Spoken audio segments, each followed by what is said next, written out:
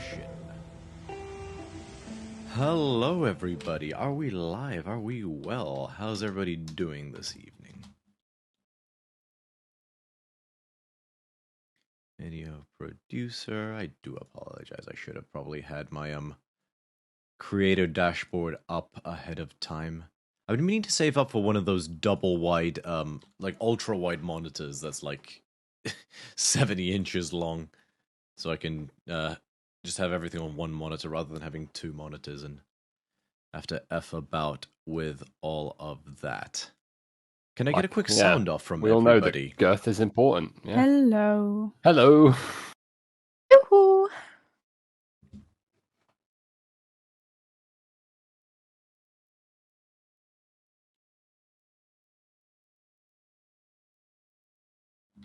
Okay, the freaked out for a second. At least I think my computer struggled to connect, but it seems to be okay now. Just oscillating with the resolution. But Well, other than sounds beautiful on Twitch. Delightful. Thank you, Ali.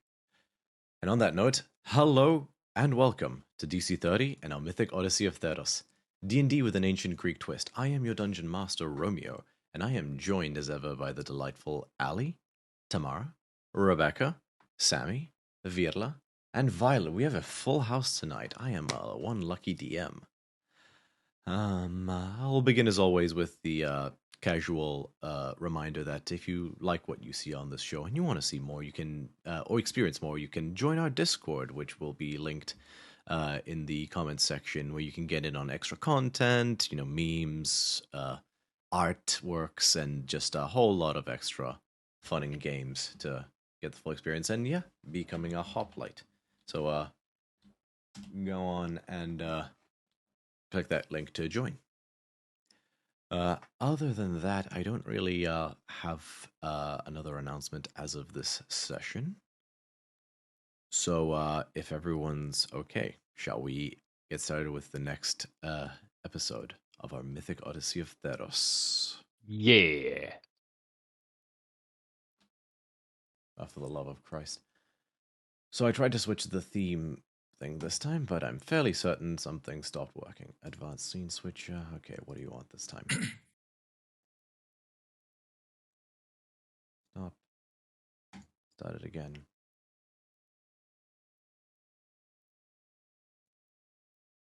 Do not start the scene switcher.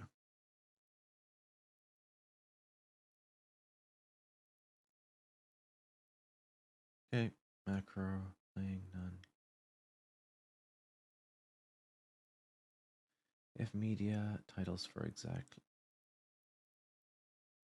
Oh, for the love of.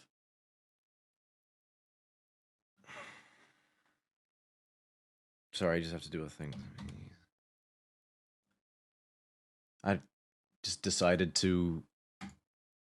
The macro I set up just decided to not work, so I had to recreate it.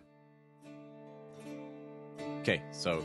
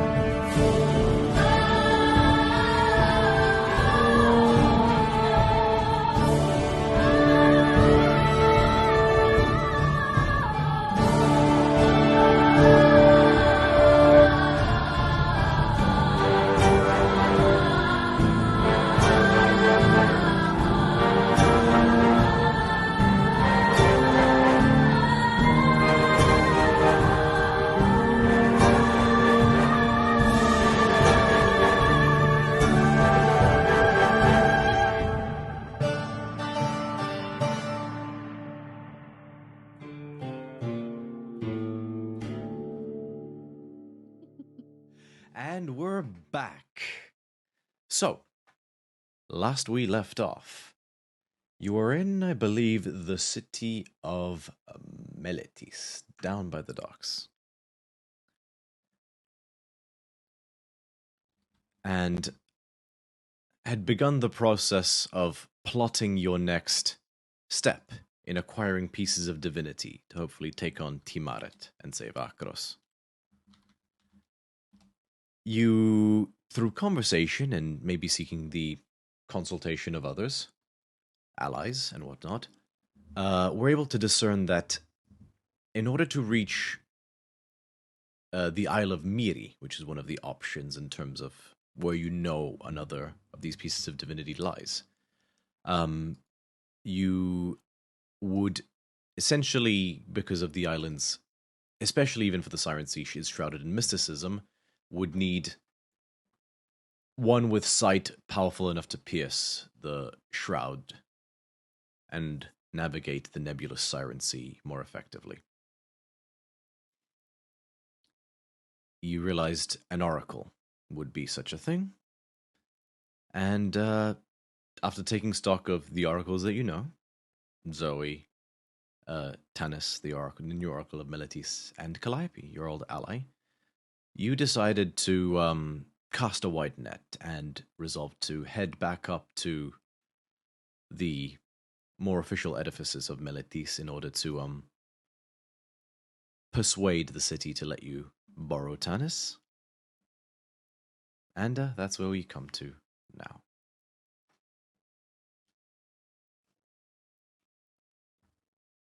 So, Tempest, what would you like to do?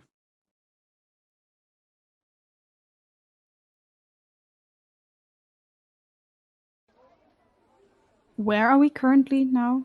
You're still Are we down by the already- docks for the moment. Okay. Weren't we going to kidnap Tanis? That was Acquire, borrow. Borrow. Borrow is the word. We'll bring them back. We are bringing her back. Tour guiding. Exactly. Yeah. Enforced tour guide. Taking her on a little fun trip. on a boat, which I'm sure To she an loves. island that she can find. Oh, yeah. It's a cruise, okay? Very well. So you make your way through the city. Make him away. Sorry. Can't escape that fucking joke. It's taken Critical on a isn't life. even on this week. It's taken on a life of its own.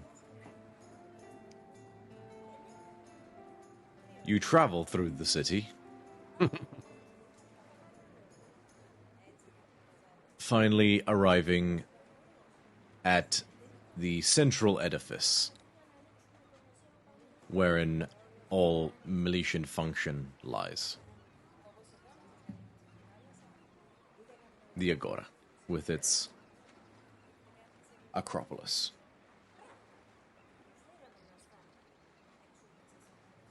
And, where do you go?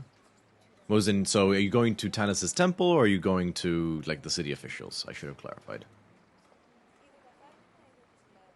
Those are two distinct locations. I feel like we should ask Tanis first. Before. I mean, we did already ask her via sending, didn't we? Yeah, and she said, ask the officials. So maybe we should go to the officials. Boring. But yeah. Ugh. Weird. Okay, so you're at the Agora. Bithynia, you would know your way around. This is the main edifices, so you're able to lead everyone into the central building. And you're greeted by a similar front desk, basically, in sort of a large hall, where a human female, relatively young, short shock of pixie hair, is scratching away on a quill at the desk.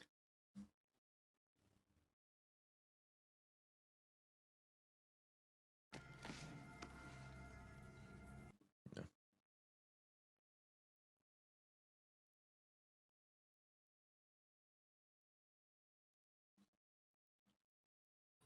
Bithynia, do you want to do the talking? I feel like you're the most persuasive person we have.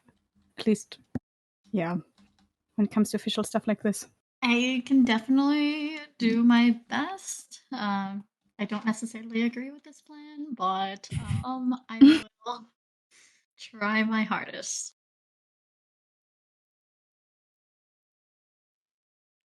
So I'm guessing I will walk ahead of the group inside and address someone. Very well. You approach. He's like, yes. Yes. I was curious if do you have anyone in today by chance? Maybe an oracle. The oracle is at the Temple of Clothis, the one under construction. But that's for sure where they're at right now. The oracle, yes. Did you come to see the oracle, or did you wish to see the council? Sorry, I'm confused. Sorry, I got my locations confused. To look back. What are we here for again? Yes, we are here to see the oracle. A council, right? Or, yeah, if Wait. we wanted to borrow the oracle for a very important mission of sorts, who would we have to speak to about that? Oh, the Council of Melites for certain. They are Then, in session yeah. at the moment. So can we like just walk in and be like, yo? If you wait a moment, I'll ask if they'll speak to you. She stands up and takes her leave, and you're in. There's like a quiet echo just in the kind of like large stone hall. Just awkward silence for about 5 minutes.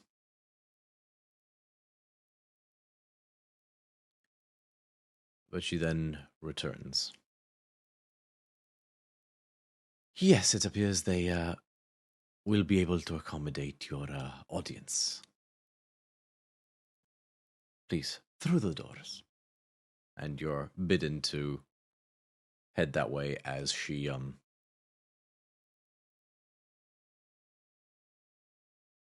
work.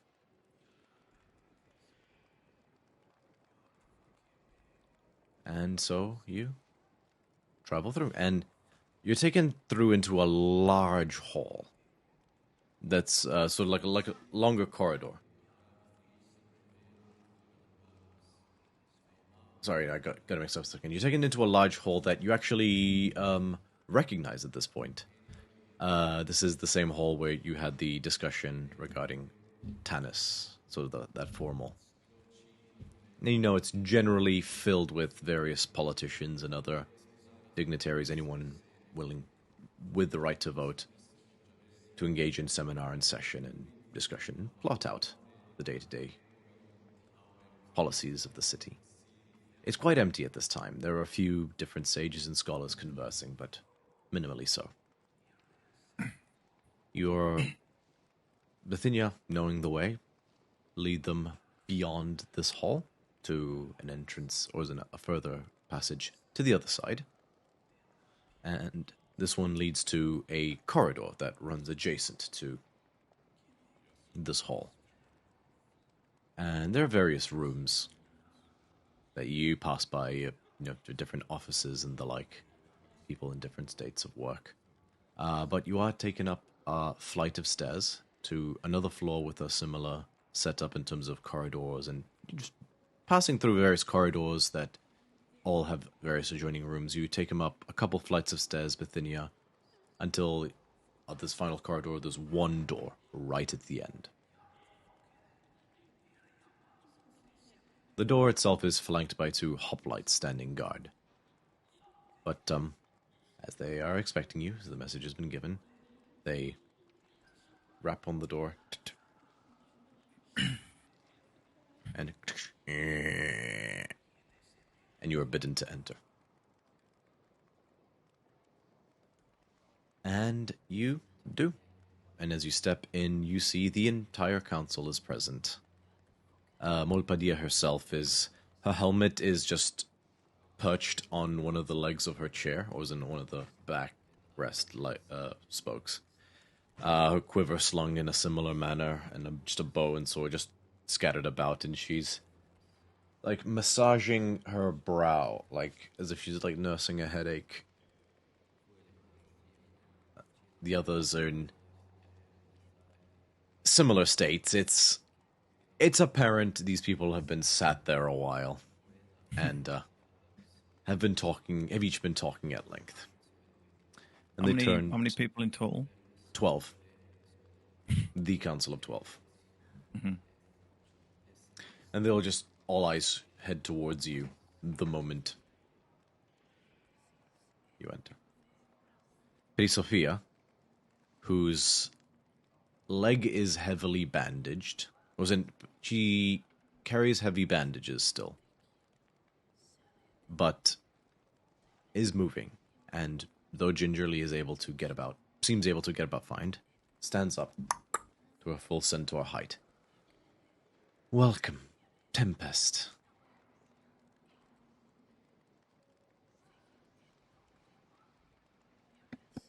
Thank you. Thank you for having us on such short notice. It's good to see you again.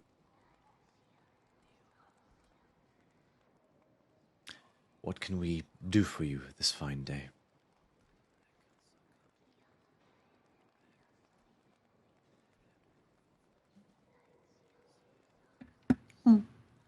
Well, I had personal thought in my mind, but then we also had something in mind on Tempest's end regarding upcoming voyage that we'll be taking, and the possibility of help from the city. If you are to undergo a voyage,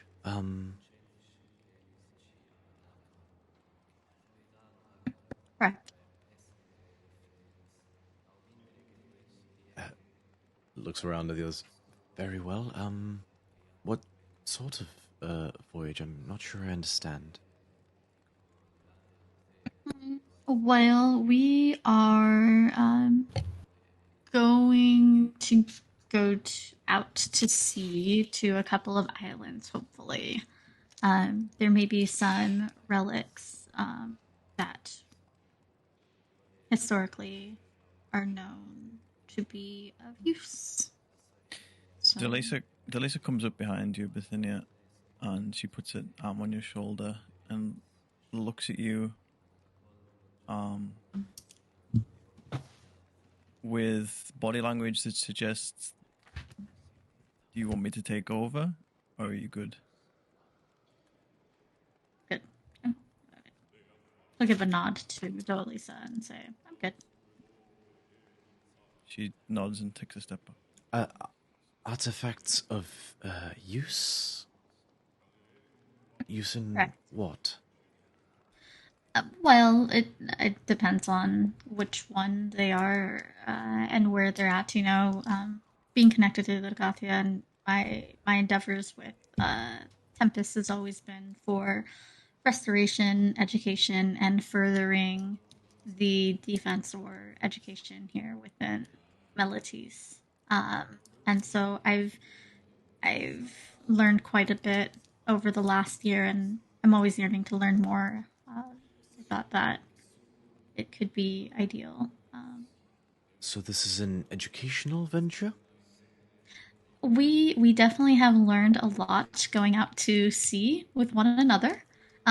We went out recently, and I'm sure we are going to learn a lot. We just got back from a volcano to the north. We learned a lot there.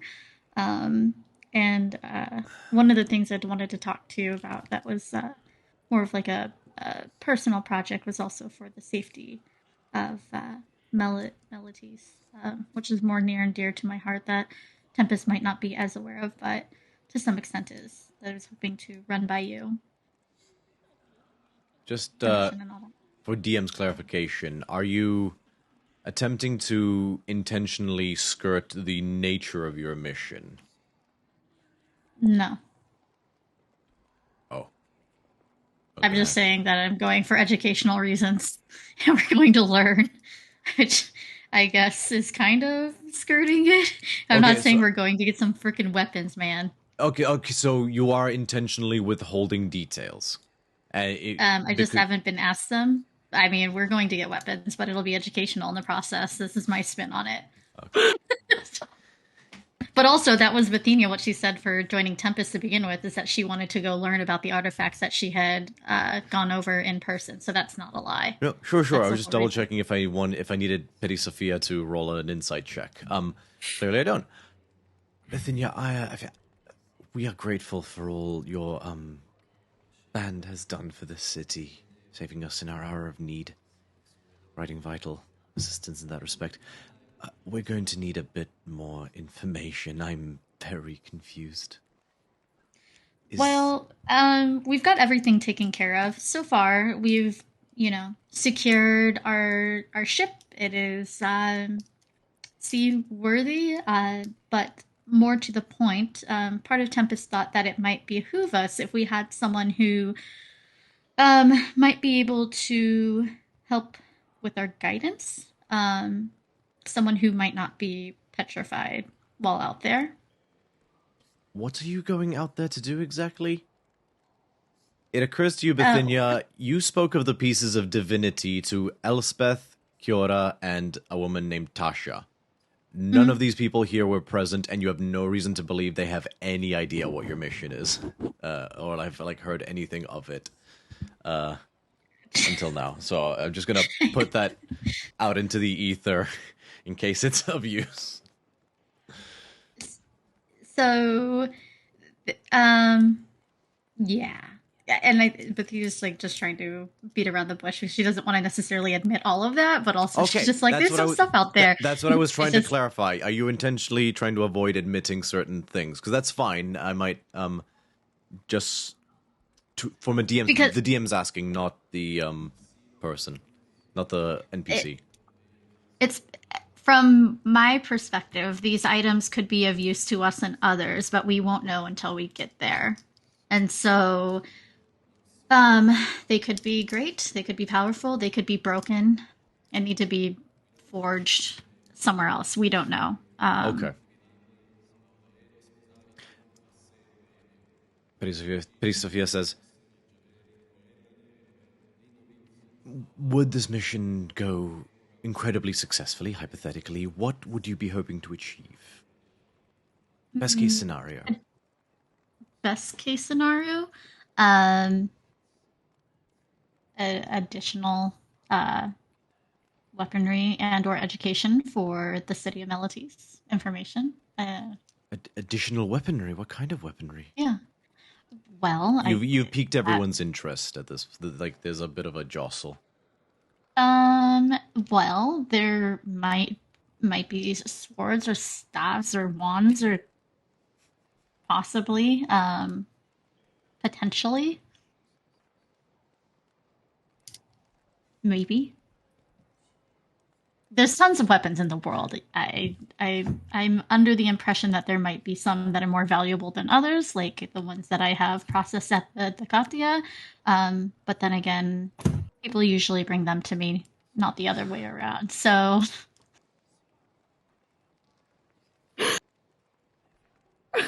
sensing an air of tension in the room, Molpadia calmly sits up. We are grateful for all Tempest has done for us. So it is with a heavy heart that I say, Bithynia, what the fuck are you talking about? What are you hoping to do out there? Is this sightseeing, and where does the council come into it? You have described. Well, see, what it sounds like you want is you've come here to tell us about your holiday plans. What are you hoping to? We don't know. We don't actually know. All I know is that we're going out there, and we hoped that we'll be able to come back because it's dangerous. And I know that we have access to people in the city that are in a position to know about things like weather or, avoid the hostility of potentially those that might lie ahead that we wouldn't be able to see. Bithynia, would you you mind there if I stepped in here About- just a little bit? What are you Yeah, trying to do? This is going bad. And then Bithynia's gonna look back like, y'all ever lie to your mom before? Huh? So, okay, the dungeon Like, master isn't certain if you're doing this intentionally or not. I need clarification. I'm It's super not clarifying that I do not want to. My player-wise and character-wise, I'm not abducting the Oracle, and I am not going to put myself or my character in the position of lying to her. Because Okay. everyone else seems to be in agreement of that, and I'm not. So this that's is like fine. the one. I have two people in my backstory, and she almost died. So I'm not trying to lie to her and the council. No, that is totally fine. I just wasn't sure if that's what you were doing. I'm sorry. Okay. With that context, thank you for clarifying. But please, someone take over, because I do not want to be the one who is either linked to the Oracle and something happened to this Oracle or this one person. I have two people in my backstory, one's dead, and this is the other one, and I don't want to lie to them. So I'm trying to beat around the bush, being true to Tempest, but also her. So if it doesn't make sense, that's why. You did have your friend come over and offer their help, so it's there if you need it. Can we not just tell her that we're looking for, like, magical options from the gods that will be bestowed upon us? And in order to do that, we have one. In order to carry on doing that, we might need an oracle to lead us on our next. Because technically, we won't be abducting them. No, we're just asking if we can borrow her, and if they say no, then we can talk about maybe abducting. We have a Yes, backup but we plan. don't need to tell the council that we're gonna abduct her. We're just gonna ask if we can kindly borrow her for a second. You know we're still in the room, right? No, I'm kidding. Go ahead. We've all huddled up. We're doing like the sports thing. We're all huddled up for a second. Okay, on 3. 1, 2, 3. Tempest! Huh.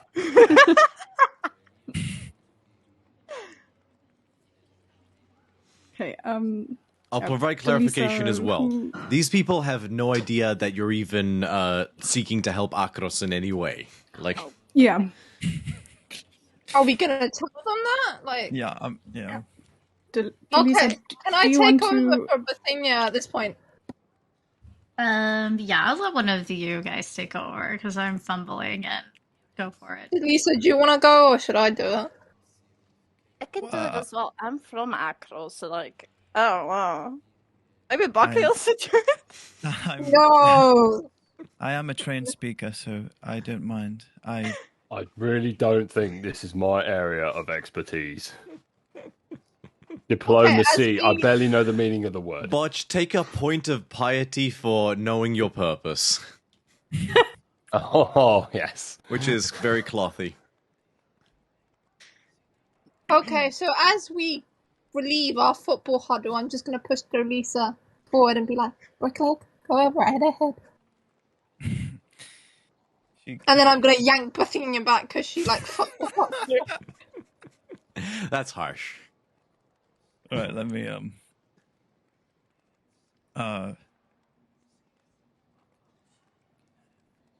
yeah, Delisa stands front and center. She steadies herself. And, presents herself to the council.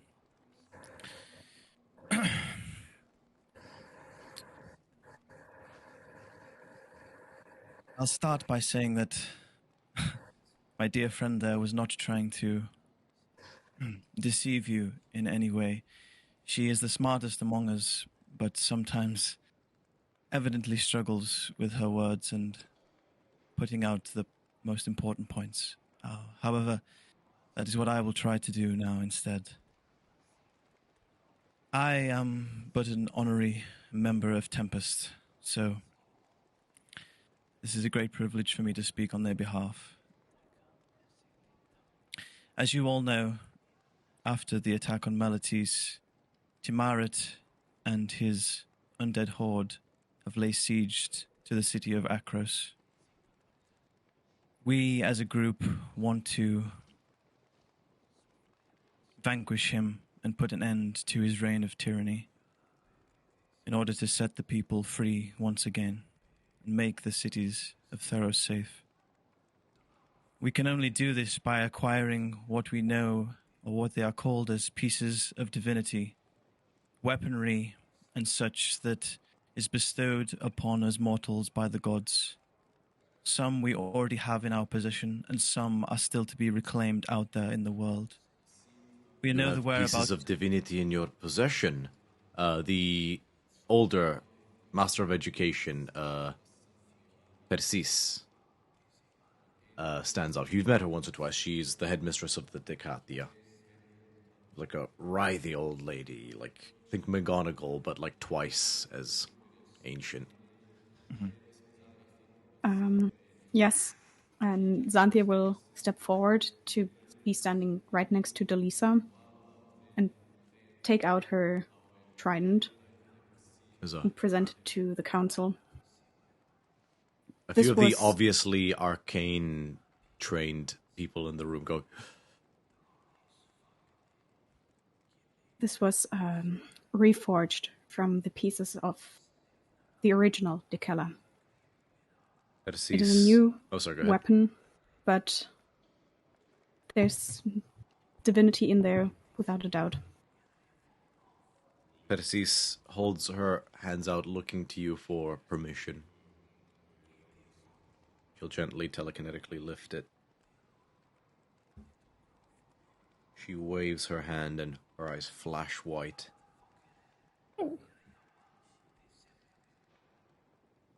Remarkable.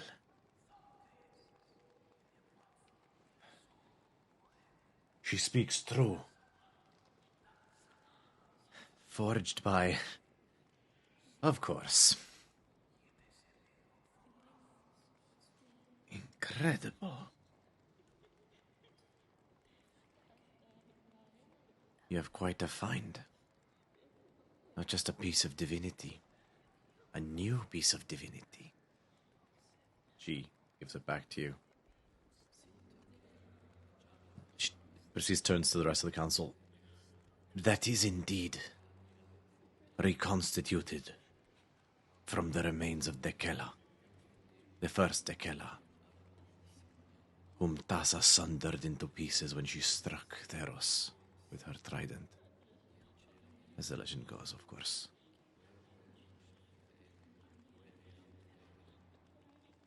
There's like, everybody in the room is like, oh shit. Lady Sophia. Continue? Yes. This is but one piece of divinity we have amongst the group. The other is in the possession of somebody that isn't here at the moment. Skotinos. He has the piece of divinity that was used to take down Xenagos. More to the point... He has Krusor, the Spear of Heliod? Yes, Elspeth gifted it to him. Quick question, Dolisa. Are you intentionally being deceptive, or did you get your pieces of divinity mixed up? Either is fine, I'm just checking. Oh, that was just me making a mistake.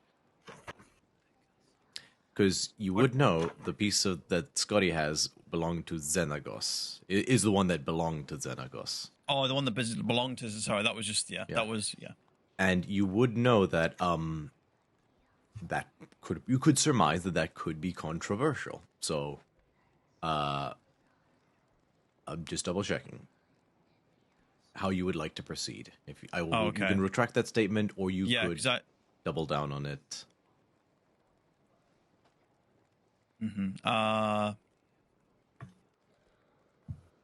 I think she would end that part of the conversation by just saying this is just but one piece of divinity that we have, and then carry on and say, Okay. More than fine. We are to voyage out to the islands of Miri and Skothos in order to acquire 2 more pieces of divinity. What we've been able to gather from our research is that one of the islands is shrouded in mystery, per se. And the only way to... Miri, yes. Puzzling, that is. Not exactly unique, but rare that an island in the Siren Sea be so difficult to find. Indeed. And that leads us to why we are here in front of you today, because we are seeking your permission to allow us to take the Oracle Tanis with us in order to reach the island. There's an immediate reaction. A couple of the council members, chiefly a white minotaur and a older gentleman who you actually recognize as being the one who spoke against Tanis originally, said, "Absolutely not. The Oracle is safe here," the Minotaur says. He was also safe here the first time. We have taken steps to prevent another such attack, and it is critical now, more than ever, that we consolidate our defenses. We do not know when the next invasion could be.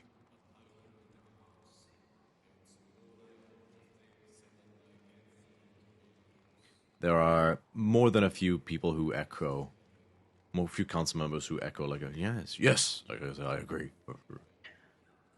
While I understand your concerns and I deeply respect them, let me say that there is a reason why the gods have bestowed these pieces of divinity on us in the first place. They have faith in us that we will be the ones to vanquish this great evil.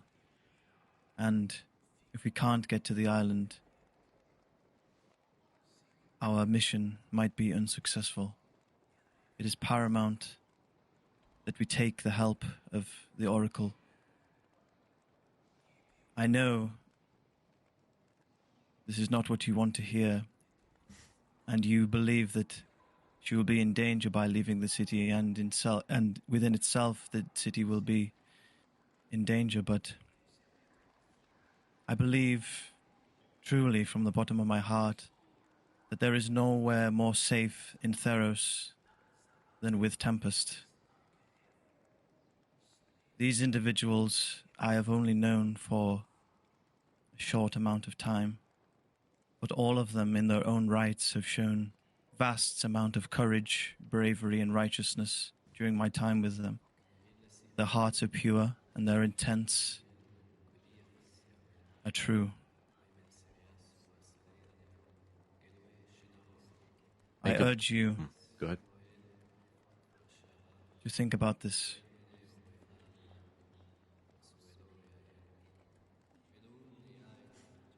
Mulpadia rears to her height, as does Persis, Sophia, the Master of Law, Olexa, who you remember from before, a dark-skinned woman. Mulpadia in particular says, "I've spent much time in conversation and enlisting the aid of this multifaceted band of adventurers. They've come through for us. We can trust them to have the city's best interests in mind and to have the capability to ensure Tanis would be kept safe. I vouch for them. Dolisa, I'm going to ask you to make a persuasion check. I'm going to warn you. The DC is very high. Okay. Because basically, now I'll say out of character, they're going to put it to a vote. Because this is a democracy after all. You got it, Sammy. You can do this. We trust you. You can do this. I'm just clicking a button. Okay. So you need to persuade multiple people. Go for it. Okay.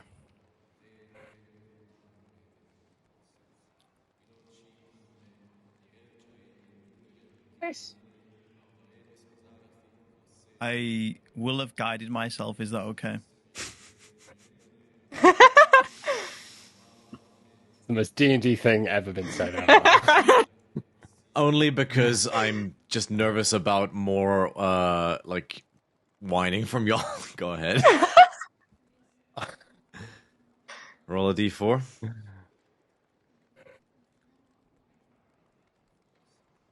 That would be a 29.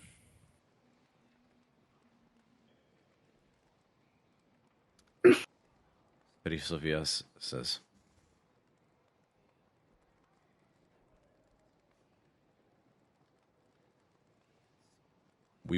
this city was founded on the tenet of giving a voice to all for the better of all.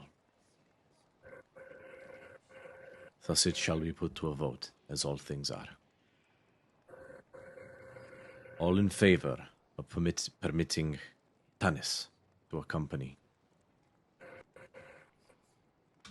Sophia puts her hands up. Alexa puts her hands up. Molpadia puts her hand up. Persis puts her hand up.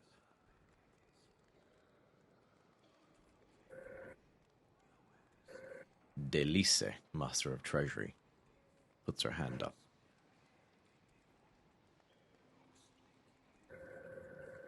And a couple others tentatively think about it for a moment. But many of them, with a look of regret on their face, do not put their hand up. You missed it by one.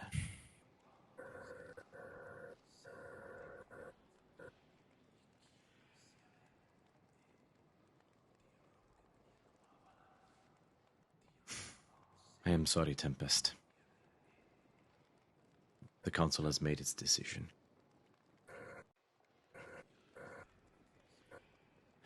We will have to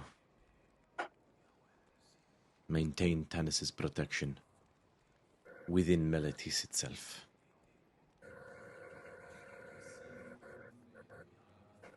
The risk is too great, and the city... The risk, perhaps, Persovia, who is on your side, says, perhaps the risk is indeed too great, and we do indeed require her guidance, especially in this dark time. I am sorry. And she looks at you like she is, her hand, it's clear her hands are tied, but she hates that she's having to say what she has to say right now.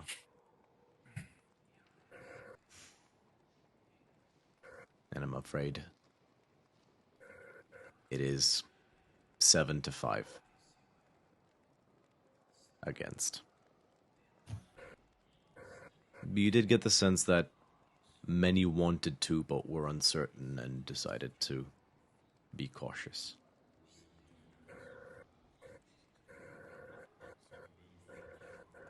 Then it is done. We respect your decision. Is there any other way we might assist you?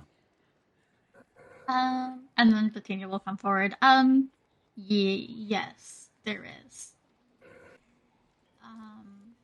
I had the thought process that potentially with the recent attacks and uncertainty of things going on, that it might be ideal to have maybe a network of some sorts with the other leaders of the surrounding areas. And I was curious, because I thought it would be smart to ask for permission to have a couple of these leaders come in for some conversations about this potential forging or alliances to be made to strengthen not only Melatis but the borders of Theros.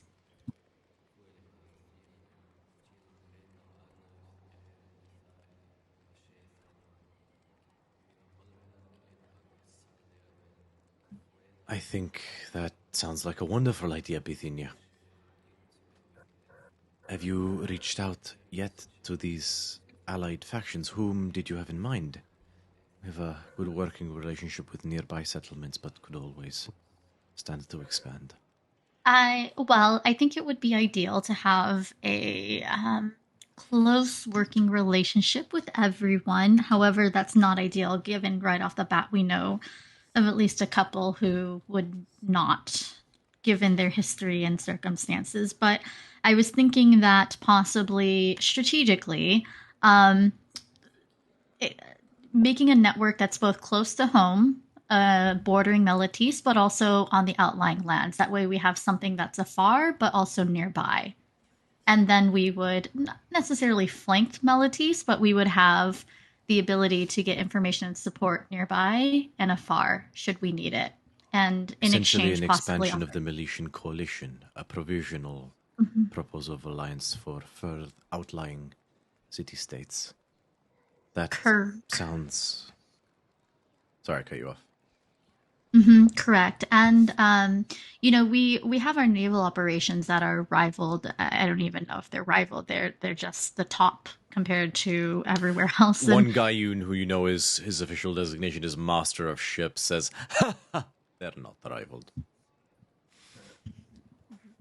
Right. So that would be something that could be worth, expanding. I think that it's worth noting that we have our strengths, but noting this last attack, we also have our weaknesses, as do the other cities and their people. So the first two that I was thinking of were Setessa and Scophos. If any of you are familiar with them. They are definitely familiar with them. So you say Setessa and and you say Scophos and they're like what? I've already made contact with them, and Setessa is 100% on board. Scophos, I believe, is amendable to it, but they just need one more letter of confirmation. But I wanted to speak with you before inviting them into the city, given that it is your city. Rewind a moment, whatever that means. Scophos responded to you? This is Peri Sophia. You have seen her the picture of calm, collected, and just worldly wisdom, and she's like, I'm sorry, what? If you don't want them to be here, I can create maybe an outpost or something on the outside of Melatis. I'm more mesmerized that they responded in the first place. This is huge. How did you manage such a feat, Bithynia? I wrote them a nice letter. It's amazing what kindness can do. She full on Nathan Fillion.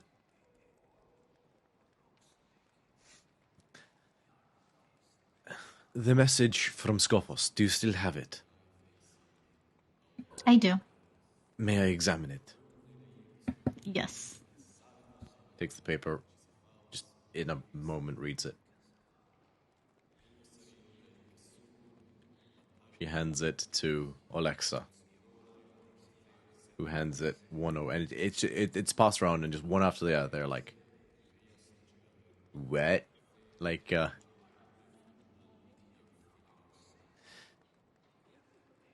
They're all bewildered because you've done something they thought impossible. It's like casually dropping into a conversation. It's like, oh yeah, no, I discovered a way to fold a sheet of paper 20 times. It's like, sorry, back up.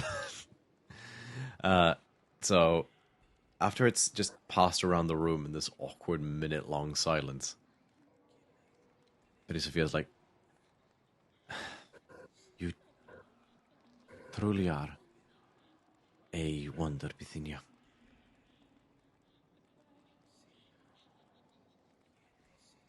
A beacon of Ephara in more ways than one.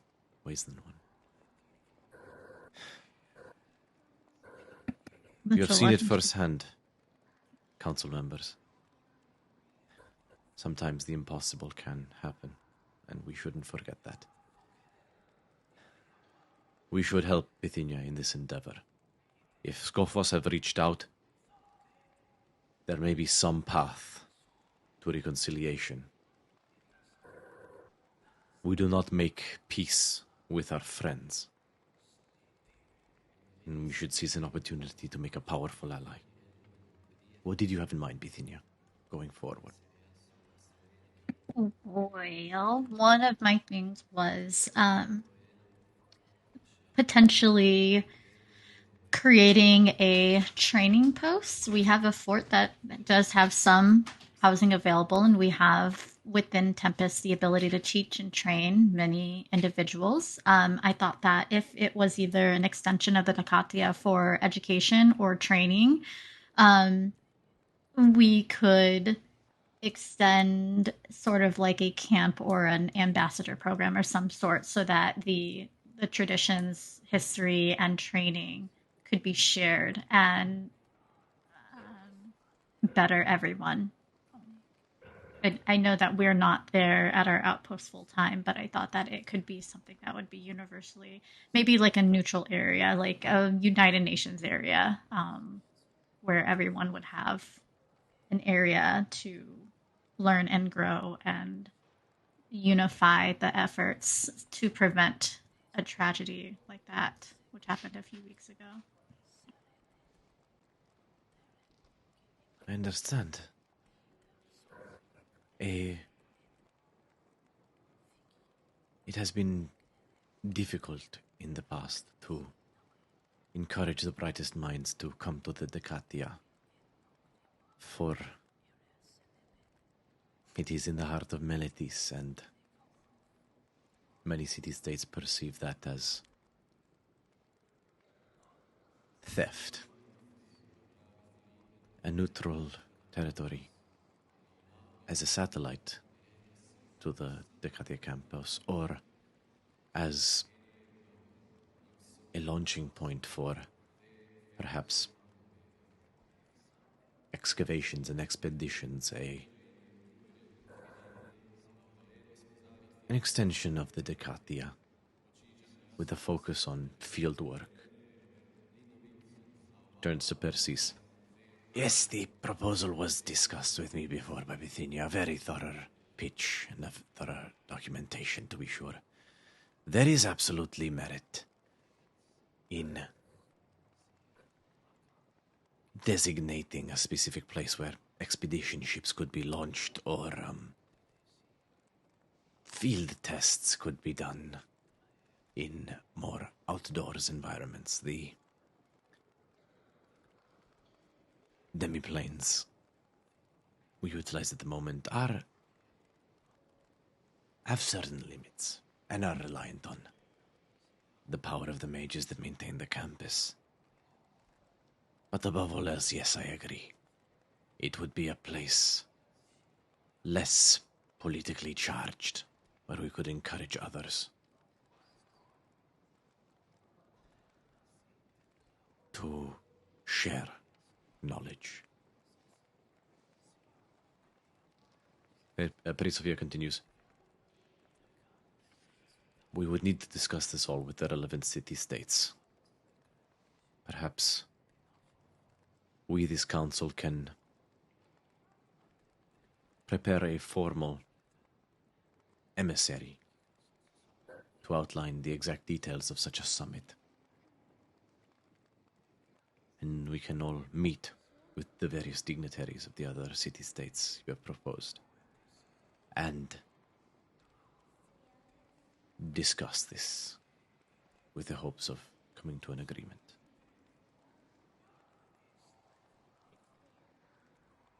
when would you like such a summit, if we were to make such a positioning, when would you like such a summit to take place, Bithynia? Well, I anticipate that this next expedition that we're going on, unfortunately, will take much longer without the Oracle. But I think that we, maybe in a month, I've only invited the first two, but more could be invited. I just thought that it would be worthwhile to have two at a time, make it more Of course. unified. But, I'm also for efficiency too. So if we have 8 members here at once, by all means, we can get on with it.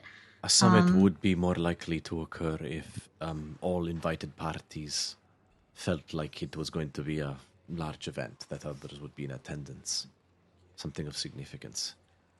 Once you have prepared your proposals, if you were to have them sent to the city, from wherever you may be, we can draw up something with the official decree of Meletis.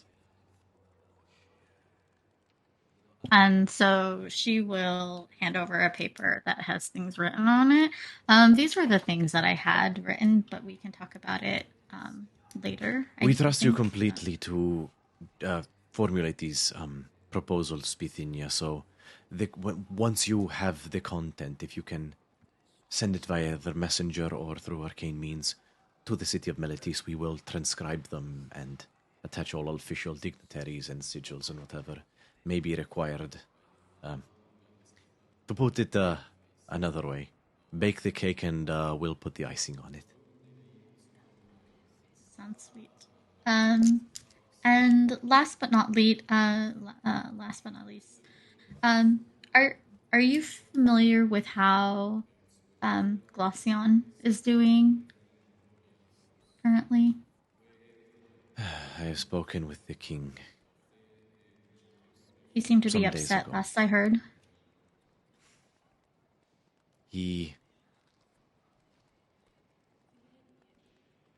is very worried and was given a shock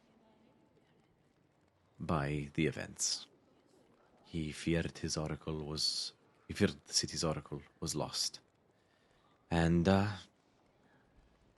has become more defensive because of it. We're still on good terms with him, but he has certainly become far more protective of his city and his people and the oracle.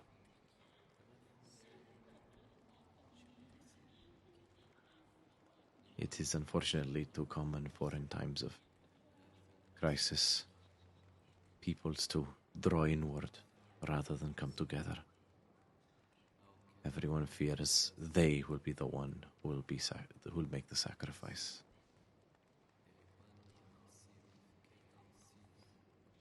It's understandable. Well, I hope that with these future this future meeting, that he might feel better. And I will definitely get that letter to you drafted. And let you know what proposals will be made, and within the next month we should be able to have that meeting. That sounds perfect. We will remain in communication through arcane means. Yes? My girl? Just one more thing. See, you and Bithynia, it's wonderful, amazing. You're talking about, like, maintaining and, like, forming new relationships with different cities. What about Akros? Because you are now actively going against my hometown by not providing help. Molpadia stands up. Hilira.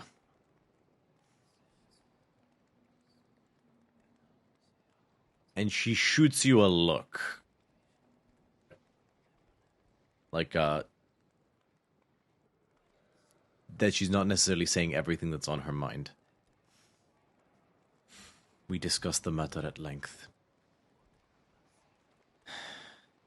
it was ultimately voted in favor of maintaining defense of Meletis. So I have to go out and save all your asses and save Meletis, not once, but twice. But Akros is in danger? And we're all, like, tucking our tails between our legs? Great. Now I know where Meletis stands. Have a lovely day. I leave. And I storm out with her.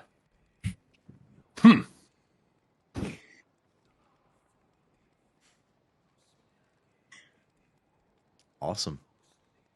Hilira, take a point of piety. Nice. I'm That's just gonna go with badass. them. Okay, Amalia, you can go with them. Yeah, Amalia goes with them. Lady Sophia.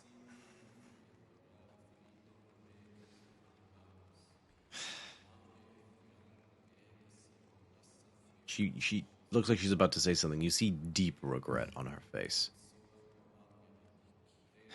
We will need to vote on this. The ratification of such a proposal, Bithynia, but I'm fairly certain we'll have the numbers. And she just glares at the entire room. And you see there may be a couple outliers who might vote no on the whole proposal, but you don't get the sense that they're any kind of majority.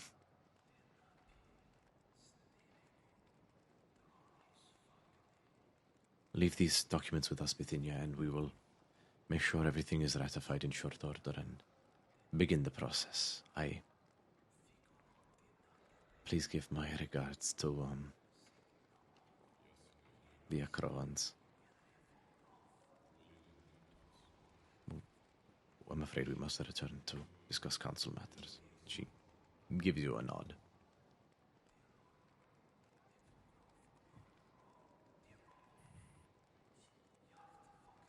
And you're basically given your cue. And so you're easily enough shuffled out. Hilira, where are you headed? I assume you would have moved quickly. Yeah, I'm just going outside and just shaking from pure rage. Good, good. Let the hate flow through you. Multi-class barbarian when? I don't have the strength. I'd just be like, you want an axe? There's a tree there. You can slash these. Fuck you, that's my yard. It took me 10 years to grow that tree. My cabbages! Yeah, my cabbages. I just turn towards Buckios and I just hug him really, really tightly, just to like... I'm pissed off too. Alright, we'll get him. Oh.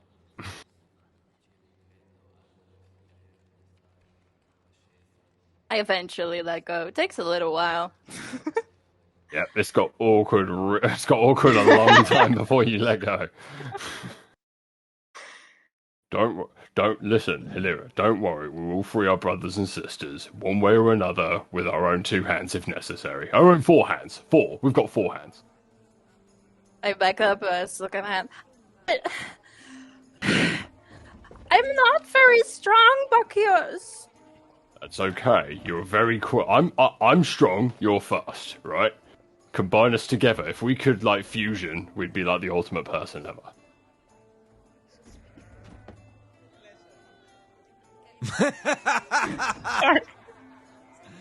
Oh, Viola's face.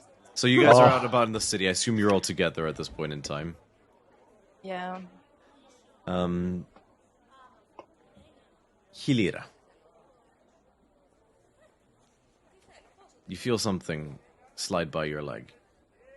What? Why? And you look down and you see a small viper. Hello, dear. It Right. looks up at you, rears its head. And as it opens its mouth, Molpadia's voice comes out. That's not creepy. Barracks. 3 hours. That's it.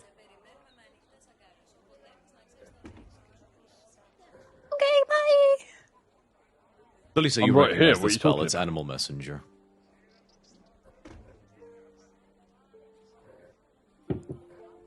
Wait, what? Was that a location? The barracks in 3 hours. You've been to the I barracks have- before, Amalia. That's generally where Molpadilla resides. Yeah, you know exactly where it is, Xanthia. You Yep. work there. I have a feeling like we might receive some unofficial help here. I hope so. I feel like I let you all down with that speech. Wasn't enough to convince the council. Oh, Delisa. No, don't worry about it. You did a perfect job. They're just cowards. Typical Melitese bureaucrats. Useless. I could understand their reasoning. Yet it doesn't lighten the pain I feel. See Sir- what Mopadia has to say and how that will turn out. And oh yeah, Bithynia, did you hear back from Calliope again, or was that just the one conversation you had? I think I only sent her one message, and she only sent one in return. I guess we can send one now.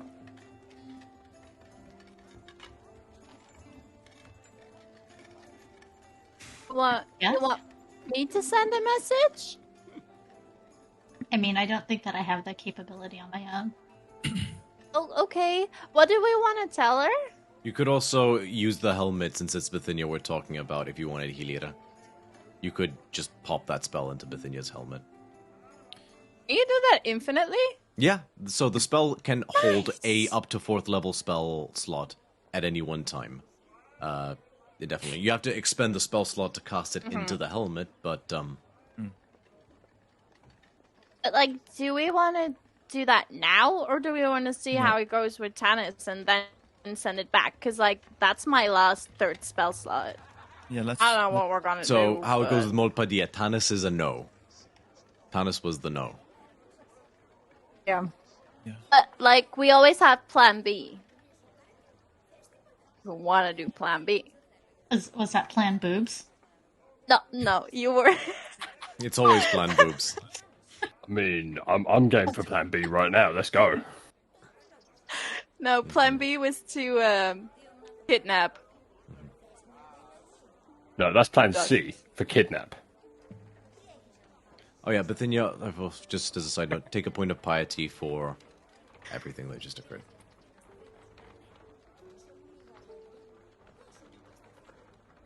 Tamara's web comes through. Yeah, Tamara throws at the she froze in like mid ugly laugh. It's amazing. Oh, Tamara, you've never been more Oh beautiful. no! No, it's I don't know fine. what's up Okay, with my it's fixed. internet It's today. fixed. I've immortalized Oh. you in a print screen. Don't worry. No! Yes. No! So did I. I did too. You No! I wish we could have all posed the same way. God, I'm gonna show up to your houses and rip those pictures from your hard drives. I don't know. Bring it. You're more than welcome anytime. I'm calling your bluff. Man runs a mean D&D game himself, so I would recommend popping over to his every. Oh, thanks, man. Appreciate that. Dude, you Very let good me. You let me. Hitchhiker's Guide to the Galaxy a bunch of orcs. Like you're in my top 5 for life. Oh, that was amazing. He polymorphed into a whale 200 feet above a column of orcs and destroyed them all. It was beautiful. Oh, Oh, I'm a going to whale allow. as well. It was beautiful. I had a whale at a time. Anyway, back to you. Hey. So where are you guys going? You do technically have 3 hours before. I need to go to a metalsmith or jeweler or something.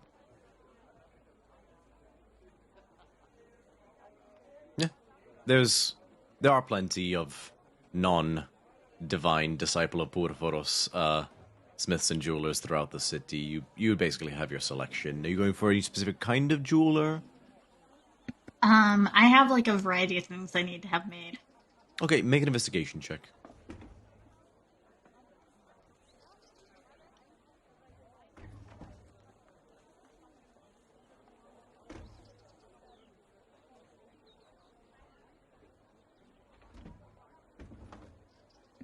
got a 16. Okay. You head to the you decide to head down by the docks, actually, and sort of like the main boulevard, like the main road that spans the entire harbor that has various larger edifices. Like the commercial section is right next to the harbor, and there are also various market stalls of like traders and whatnot that set up there. So you, with various requests, you're like, ooh, you're hoping to find someone a bit more specialized there. And you spot a familiar large tent. And you recognize the color scheme of the fabric, and sure enough, as you sort of round the bend, you see a familiar Goliath couple, one stone and one hecaton, in the process of selling various jeweled goods and whatnot. Yeah. And they recognize you. And he looks at you, Hilira, the hecaton female, Arya, and says, "Shortstop, come here!" Pulls into a four-armed hug. Oh, that came in, it's healing fantastically. Good for you. Thanks! I think it's looks so almost cute. fully healed. It looks so cute. Thanks. The swelling has gone down as well, so I can, like, kind of flip it inside my nose now, and then it's gone! You come to expand your collection. No, I think Bithynia is looking for something. All right, let me know if you change your mind. And the male Goliath, whose name I've completely fucking blanked on, says, "Welcome again. How can I help you guys?" I have a need for things, and she's going to look at the party. I am a dealer of things, as it so happens. Yeah, jewelry, custom-made jewelry. Do you have the ability to make custom-made jewelry? Oh, you came to the right place. Tell me, and he basically like pulls a chair, like he just like lifts this heavy chair, it plonks in front of you. Tell me everything, and he just sits on a crate. And so looking around at the party, she's trying to be a little bit more secretive, and so out of her satchel, she'll pull a piece of paper. So I need 8, a lead, and she'll look it up. He takes the paper if you give it to him. And she'll hand it over. I need 7 necklaces to this specification, and I will type to you what it is. This is just all dick butt drawings. No, I'm kidding. I'm kidding. Hold on. And I will type to you what this is. She is asking. This is my first request. Let's have a look.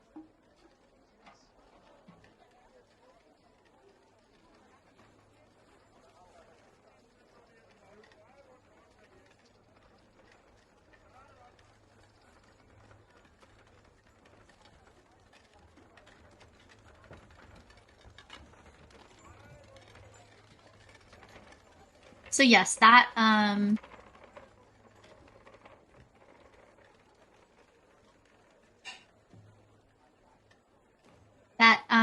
then she'll just hand it over. That is my first request. I would like 6 of those. I don't know if you have the ability. That's very simple. Yes. Did you have any designs on shape? I think a circle would be good. Keep it simple. Yeah, just Makes like a sense. coin or something. Coin size, nothing really big. Specification on the metal. Nothing, something that doesn't rust would be ideal. That's most things are. Many jeweled metals are resistant to that with proper care. We have copper, we have brass, we have silver, we have gold, we have platinum. If you wish to, so we have electrum, which is in my opinion, slightly overlooked as a metal for jewel crafting. Do you have rose gold? Oh yes, we do. Okay, rose gold it is. How much would it be for that for rose gold? Plus living costs 50 for everything. Okay, and then she will thumb through her bag, and then I have and then she will pull out. I have opals? Are you able to set them if I bring them in? Yes, of course. Or like if okay, so I have these as long opals as they're of here. a fair quality, he takes it. Yes, these will suffice. Okay, so I have those, and what I would like is, and then she'll hand over the paper, and this is what I would like.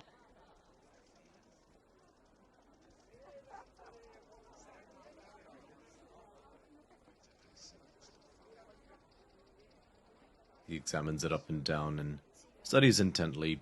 He also does like a quick calculation in his head.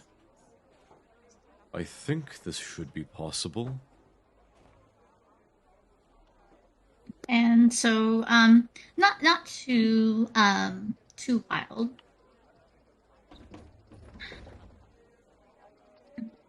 Yes, I think we can accommodate. And so that is what the second set is, and so I'm just curious, do you and for that one, not metal, but do you have like fossil or petrified wood by chance? We have ivory, yes. I don't know. Ivory is rough. Ivory can be polished to almost marble smooth. I do have an exquisite and he goes and reaches out. He pulls out a huge like talon that's about this big. It's like a massive claw. Sorry, not like a giant tooth. A very charming fellow in Olanton sold me he sold me this Leviathan fang. And he shows where he's clearly been chiseling, like removing sections of it to make into ivory. He pulls out a bracelet, like a sort of like a solid ring bracelet that he as a demonstration of what it looks like when it's fully treated and prepared. And it's like a cue ball or like marble. It's like glossy and smooth and very nice and like a pearly white. Maybe I will stick with rose gold for it. I just don't know. I appreciate that, but I think rose gold will be nice. Understandable. For this entire catalog,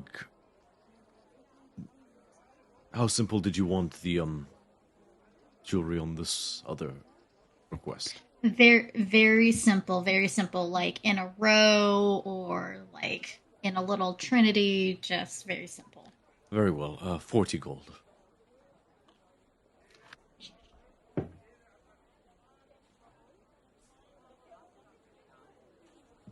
And I have one opal remaining. Can you and then can I see the first list, please? The what, sorry? The first list that I handed you. Can I see that? Oh, yes. And he hands that back to you. With the remaining opal, can you put it in this one, and then she'll point to the top of the list. Can you include this last opal set into that medallion, please? Oh, yes, certainly. Okay, so to be clear, there should be 7 of the one thing in total, and then the set, and then the one. Right? Does that all make sense? And she's looking around, like trying to be very vague and yes, we can accommodate that without issue. Okay, and so I can give you 90 gold. 90 gold. Yeah, that'll be it for me. Perfect. Pleasure doing business. We can. By when would you require its completion? Within a month should be fine. I don't know how long it takes to do things. Certainly. There is a chance we may not be present after a month. Is there somewhere where we could leave a parcel?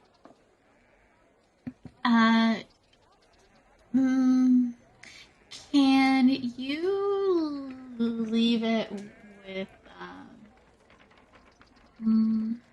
guess leave it at my flat. Leave it at my Certainly. flat. Would you be able to provide that address?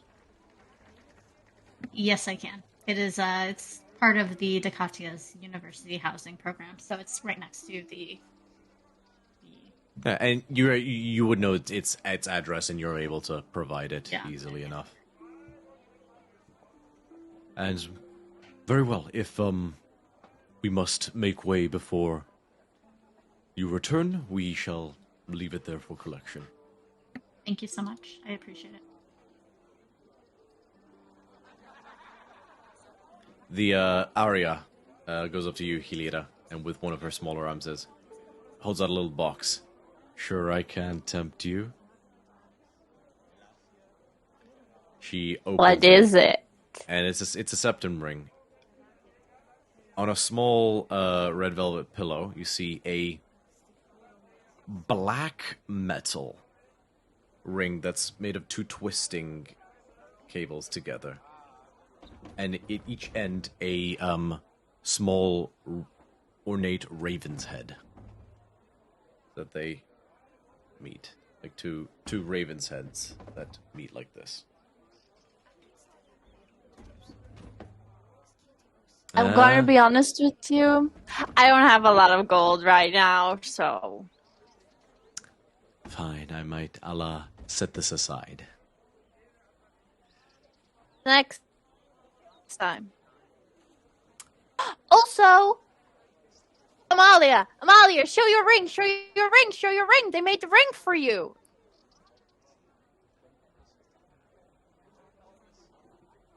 I gotta be honest, as a DM, I'm also confused. I gave Amalia a ring. It's in my notes somewhere. I gave Amalia a ring for warding bond the spell, and I bought it there. And then I got a septum because I got distracted. Oh yes, I remember this one. Beautiful piece. It suits you, kitty cat. Huh? You do have a ring, Amalia. Remember. What does the ring do? It does nothing. I can cast a spell that will help you not die. Anyway, is there anything else I can help you guys with? Alright, you guys have a lovely day. We'll have to attend to the other customers. Rings, and they just start calling out and, just doing market stuffs. But you are able to procure that without issue.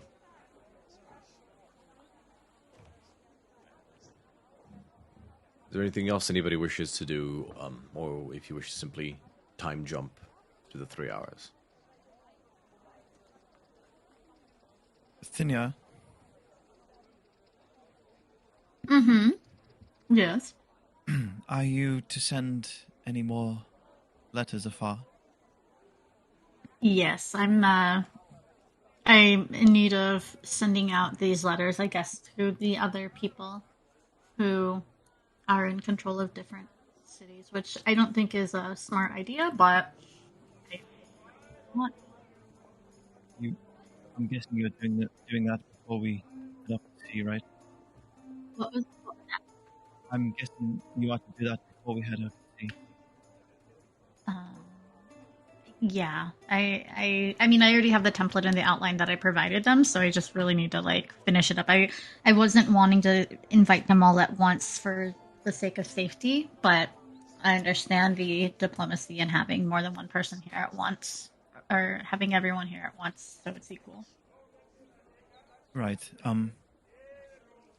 Can I give you this to send off at the same time?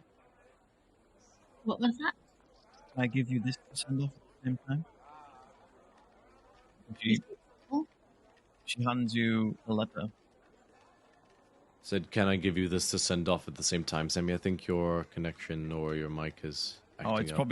probably Discord. Yeah. It's the music in the background too. You want me to turn it The down? combination of it. Yes, please. So you have a letter that you need to have sent. You have a letter.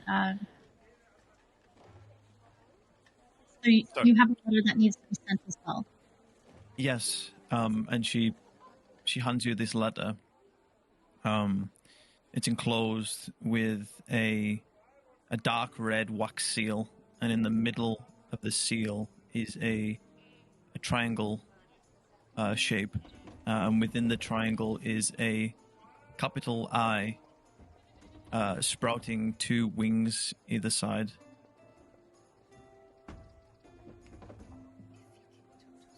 It will get to who it needs to get to. Oh, okay. And then she'll hold it up. What is this? Your seal? This eye with a wing? Looking it over.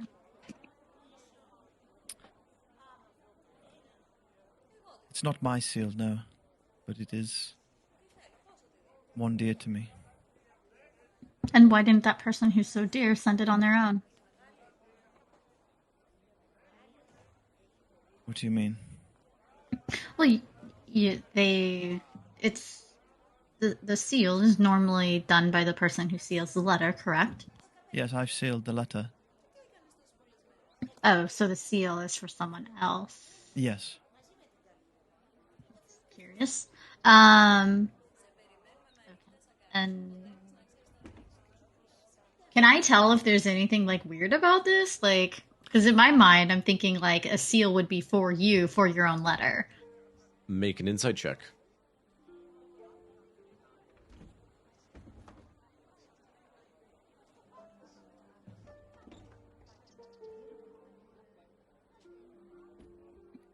Dirty 20.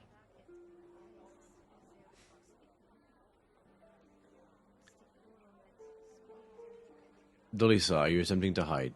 Roll a persuasion or deception check, your choice. You don't have to tell. Okay.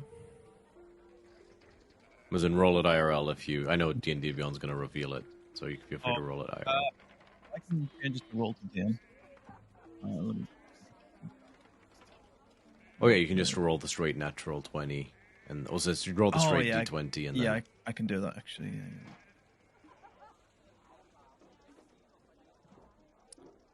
Yeah.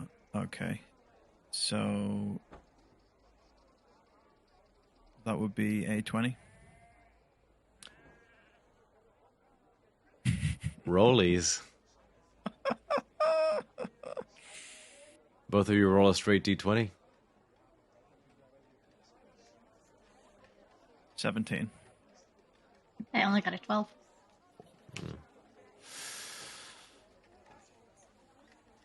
So...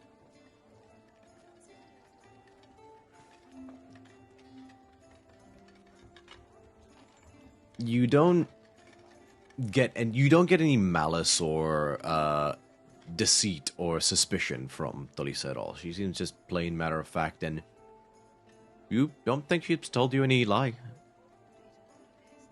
And who was the seal? So go ahead.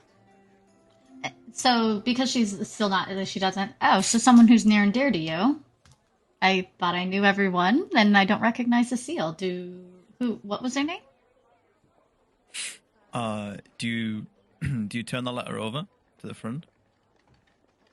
And no, I think she's just like looking at the seal. I mean, I could.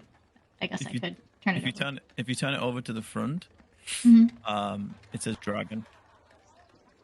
It says it's going to dragon. Mm-hmm. But I am curious who it's from, though, because it's a seal that's from that person. So I'm under the impression, and you said that it was someone. No, it's from me. It's from you to someone named Dragon. That's correct. Do they? Is that a first or last name? Is it Dragon? Like what? That's the name they go by. First name Bad. No. So, dragon? Is this similar to how I know a firefly? Who's that again? Oh, yeah.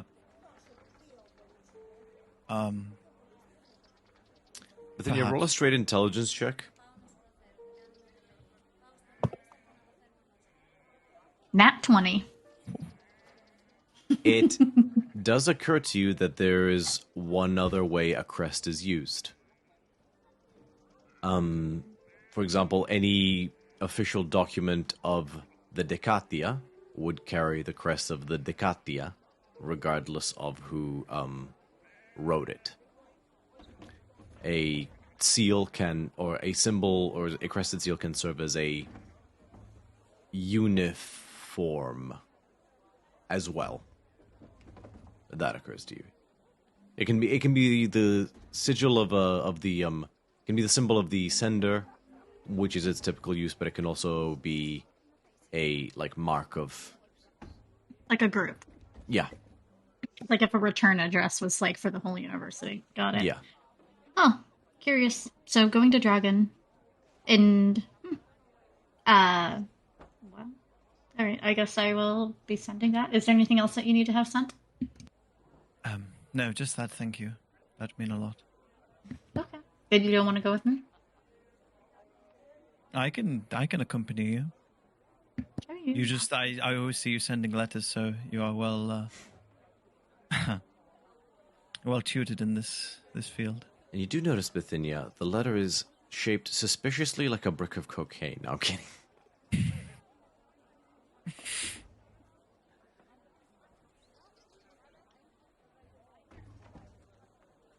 Okay, well, whoever Dragon is, they'll be getting a letter, hopefully in the future. You are ever the inquisitive bee, aren't you? Always. Yeah. So I'm going to take this time to solidify these letters and get them off to the places that I said I would, and then get the information to the 12, Council of 12, so that they know, give them the list of everyone who's getting a letter and potential date for when they should be coming in. I'll DM you what the letter says, Romeo. Copy that.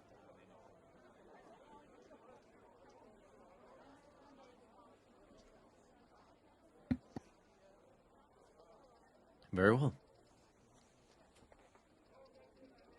And I'll say, as you guys finally arrive at the barracks, we're going to take a break.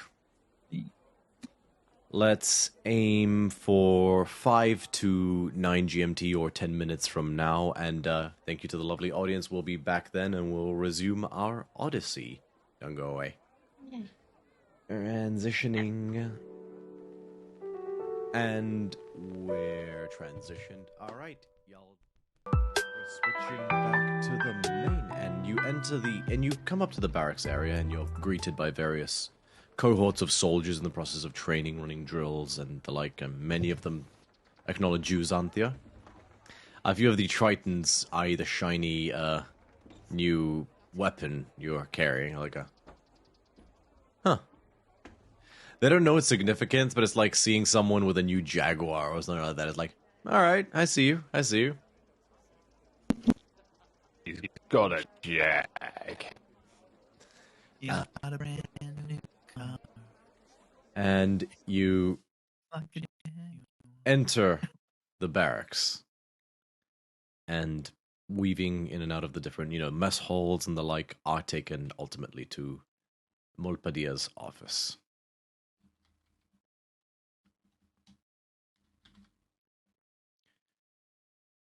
And she's there. And you've been to this office once or twice. At the moment, there's a huge table. There's a new huge table in the... Wait, no. There's a huge map of Melody sprawled out on the giant table that she writes off of. It's basically the Bay Area. And she's just staring down at it whilst there's all these pieces on it.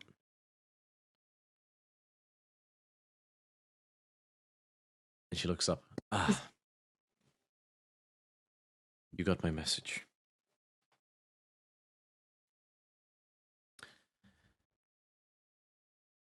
All right, let me begin by saying I was first continuous and loudest screaming to muster a force to march to Akros. And if it would amount to anything, I would drag those men with me right now. Those men and women would chomp at the bit to avenge the fallen of Meletis and to help Akros. But if we did that, all that would happen is I would be drawn and quartered for treason. I have been outvoted. We all were. Persis and Perisophia as well both were argued strongly. But for the moment, our hands are tied. The concerns of the other council members are any garrison, any battalion of a size vast enough to make a difference for Akros would leave Meletis vulnerable. And an attack similar to the last would spell fatal for the entire city.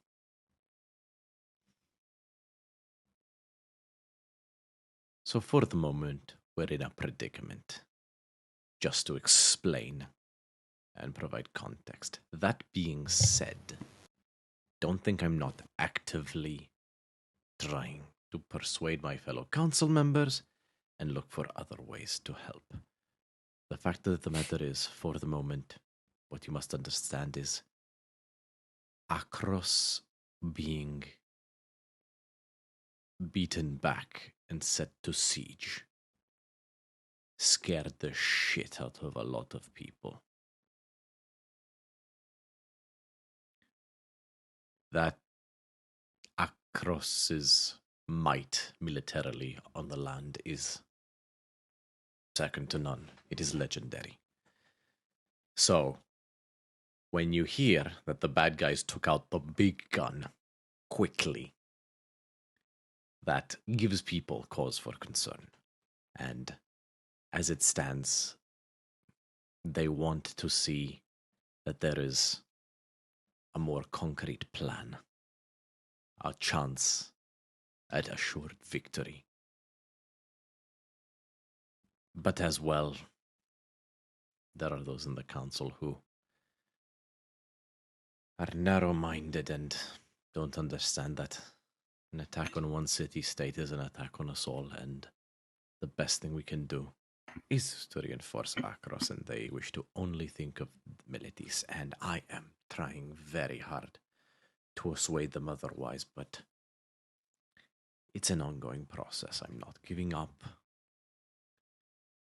but my hands are tied for the moment.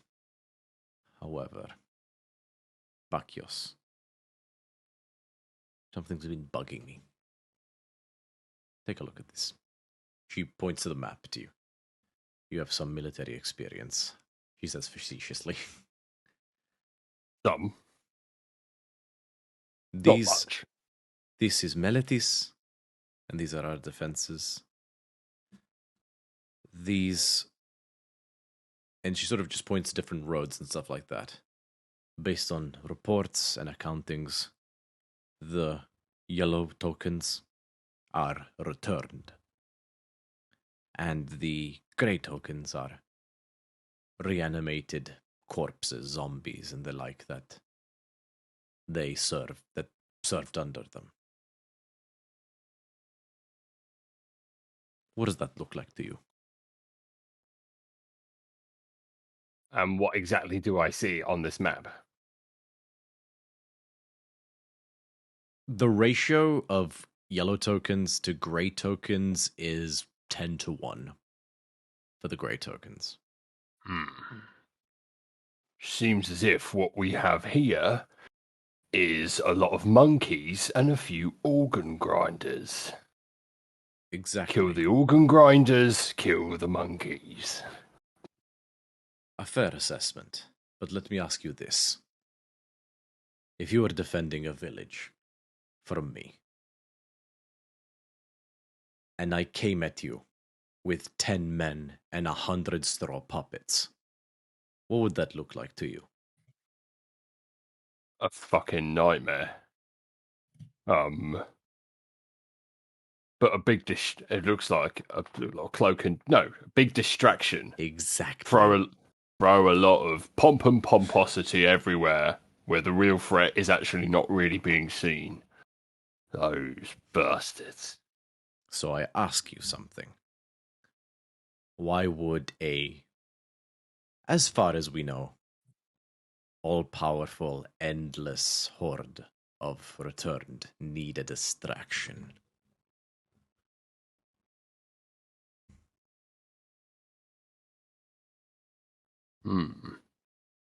Seems to me as if you make a lot of noise banging on the front door of all of our defences, while something is happening round the back door while we're not really paying attention. Or you make a paper tiger to appear more powerful than you might actually be. Interesting. So what you're telling me is, if we got if you think if we get rid of all these returned motherfuckers, right, that the entire army would just crumble like so much pate. Any of the undead constructs that are simply reanimated would fall when their master falls, but I like this plan. This, to be clear, this is a representation of the battle past. Oh shit! Yeah. Yeah, she basically reconstructed the forces that were present at the actual Battle of the Blackened Bay. Yeah. I think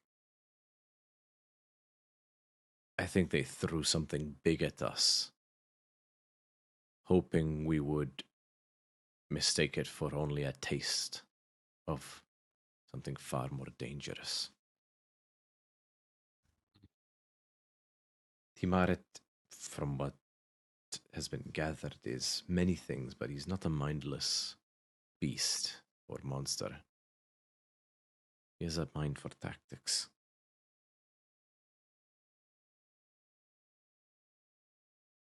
I think he wants the city-states too scared to act. Because his resources are not as infinite as he would like us to believe. Then how do we break this deadlock that Meletis is currently sweltering within like so much wet chaff? That trident Xanthia holds is going to have sent reverberations, getting people talking. More pieces of divinity may very well make a persuading case. Well, good thing we know exactly where two more can be found. This is good. I will do what I can here, but when all is said and done, it may also be that a display of force is required to rally people. We did it before, right? We during the last battle, we went out, we kicked ass, we came back, and everyone knows that we are not to be fucked with no more. Tempest kick ass. So all we've got to do is do it a couple more times, and hey, presto, there you go. Shock and awe campaign, easy. Did it all the time back home. With enough of a show of power, people would be persuaded to change their votes and to muster for battle. And you think these pieces of divinity are the optimum vestige of our power to demonstrate to these wet-ass bureaucrats? Yes. Oh, baby, we have a plan. At the risk of walking right into a dumb statement, if you were marching to battle, would you feel better with a knife in your hand or a giant great axe? What do you think? Exactly. The people of this city, the bureaucrats, want to know that we have the might to back up such a move. Well then, when we get back with our pieces of divinity, we will come find you, and we will think, right, what's the best shock and awe campaign? Get the city off of its flat, wet, knowledgeable ass, and actually do something. I'm going to do everything I can to prepare as well. Good. Grassroots movement. Know that almost all of the soldiers are chomping at the bit. Yeah, you guys are you're the good ones, right? You're on the right side of things. You know, history will remember you, not these ridiculous faggots sat in their halls.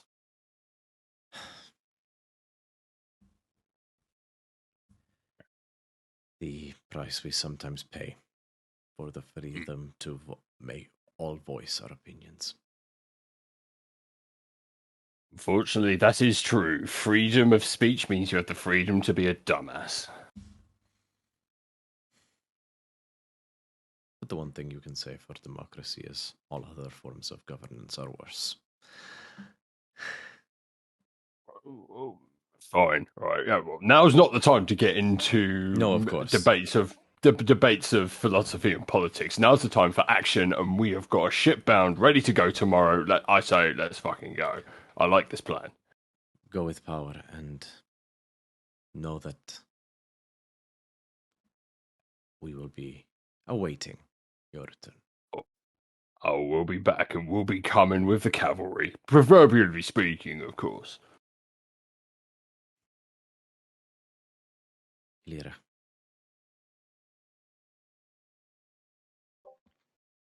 Yeah. I wouldn't blame you for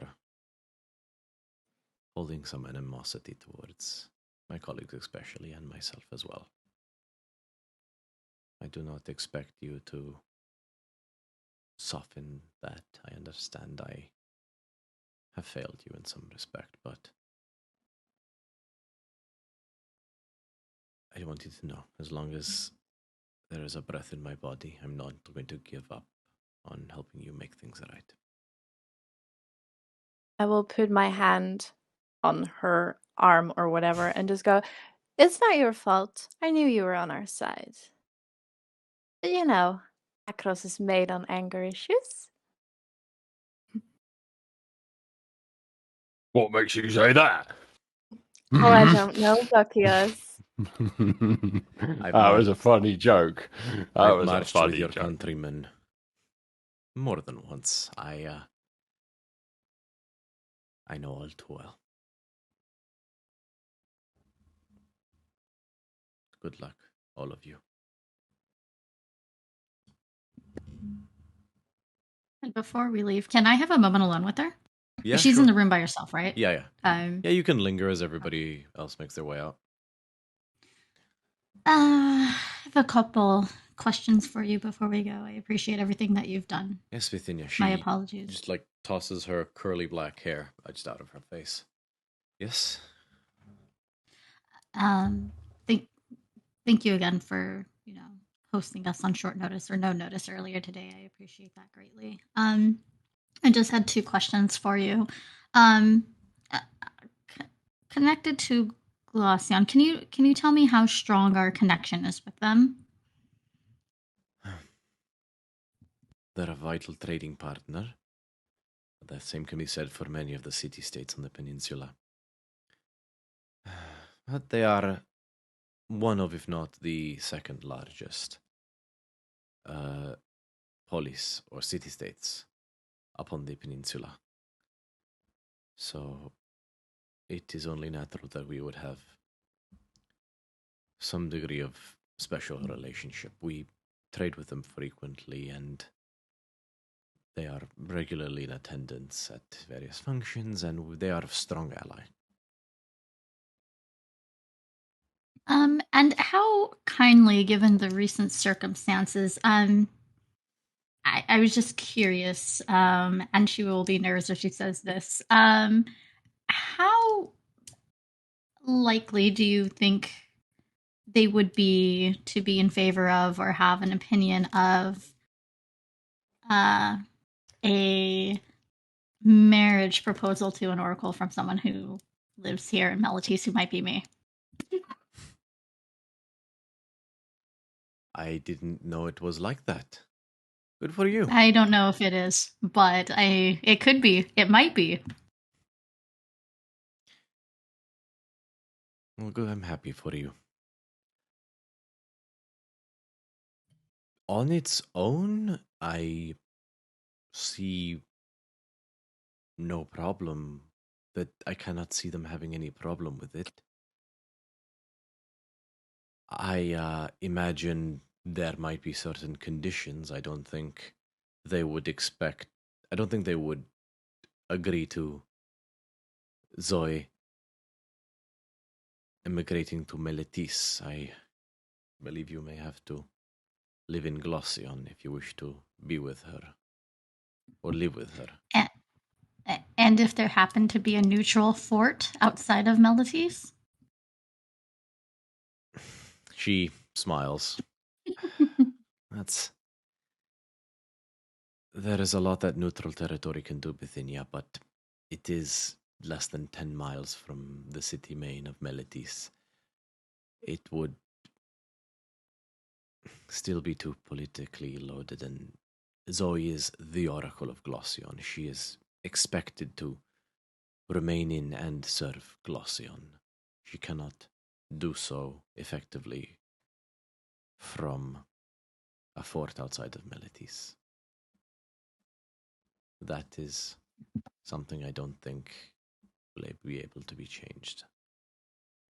Well, maybe the negotiations will have to happen at a future date, especially if we can prove ourselves to be a strong ally with multiple cities and continue to keep Tanis safe and the rest of the good people, creatures or otherwise, within all of Theros. Alternatively, it's a bit of a ride, but the commute from Glossion to Melitis wouldn't be the worst for some high-level mages. If you invested in speedy transportation. That's fair. Communication and travel can go both ways. And then, without anybody being there, she'll pull out a letter. Do you recognize the symbol on this letter? Takes it. Do you see this envelope? He's going to roll a history check. Did I build a stat block for Molpadia? 1 second.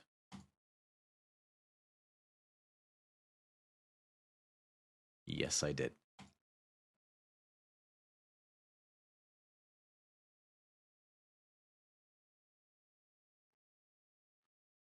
I'm going to roll this on D&D Beyond, so there is no perplexity. And I'm going to roll it from Bithynia's sheet, just for simplicity's sake. I'm going to roll a d20.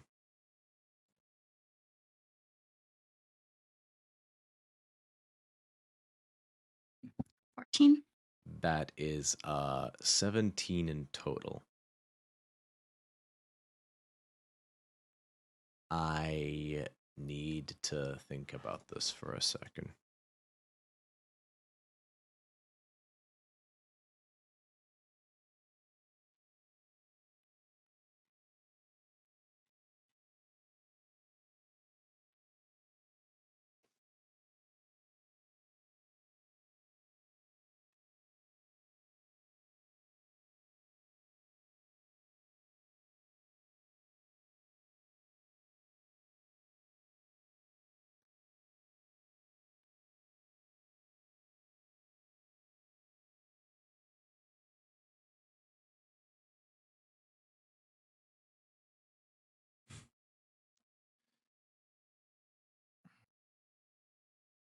Molpadia takes a hold of it.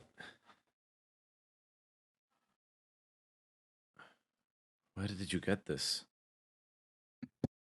It was given to me and requested to be delivered with the other letters that I have.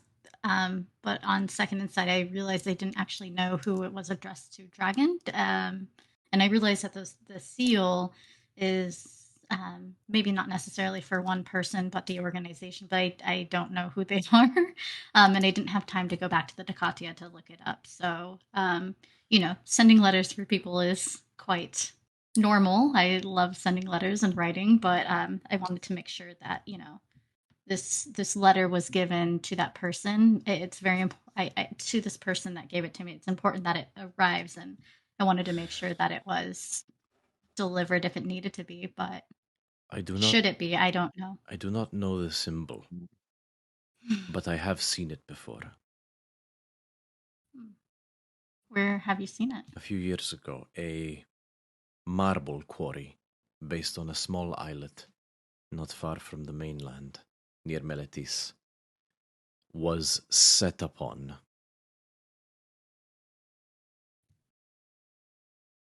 It had a modest garrison, but was also being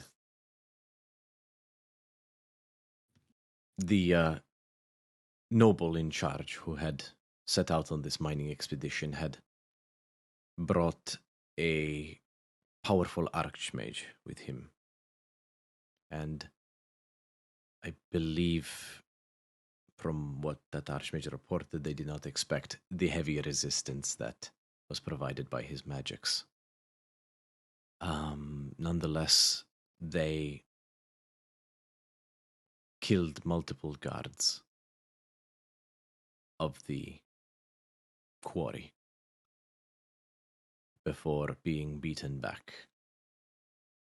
Many of them fled, casting back off into the sea and evading capture. But the corpses of those of the enemy who fell, some bore that symbol in hidden place, insignias and medallions and the like. No, it's not some, sorry, one bore that symbol on a medallion.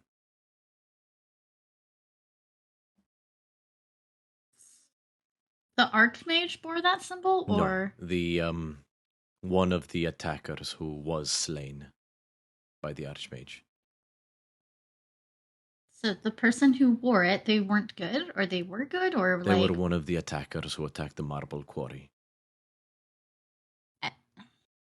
And so Bethany is super confused. So, these people connected to the symbol, are they in alliance with Meletis or no? We never learned their motives. So, there was a marble quarry that had some armed guard, but it also happened to have an archmage who had come along to explore something. The people who carrying the symbol attacked the quarry, killing multiple people, but the archmage beat them back. Basically, the impression was gotten that they did not expect such heavy resistance. They didn't expect the archmage to be there, and so whatever they were trying failed, and that symbol was found on one of the attackers' corpses of the ones that perished there.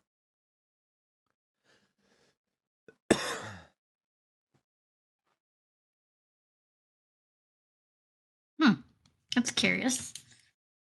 Well, it seems like maybe someone is still alive and well connected to this person if this letter is being sent out. It can't be certainly not being sent to the person who croaked. I've known you long enough to know your heart is true, and you only want what's best for this city, Bithynia. But be careful. And she hands you back the envelope.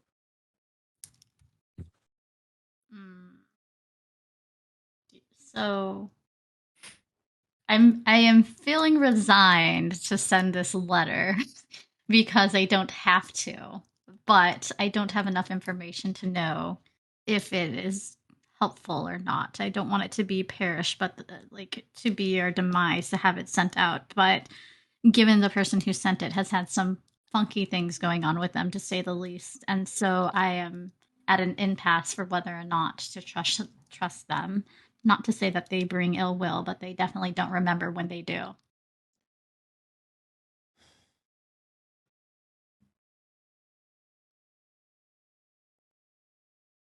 never known your sense of judgment to waver, so I trust you will do the right thing.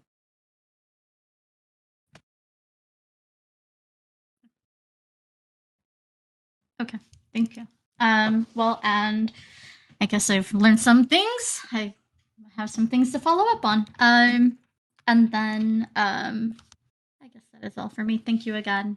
And I hope that the meeting that we have in the future will be good enough. I need to go off to the post office and send the letters, and then she'll hand over the things. This is a copy of what I'm sending off and who I'm sending it off to. And I'll pass it on to Perisofia. Good luck. May Thassa bless your journey on the waves. thank you. And then she'll offer her a hug before leaving. Molpadia will return the hug. And yeah, you get a strong sense of young for her position, good person who just has a lot of a world of weight on their shoulders at the moment, and it is getting to them a little. But she steals her stressful sigh and smiles, and you rejoin the others. I am living for Tamara and Vela's reactions. Oh yeah. I am so stressed. Like, what the fuck?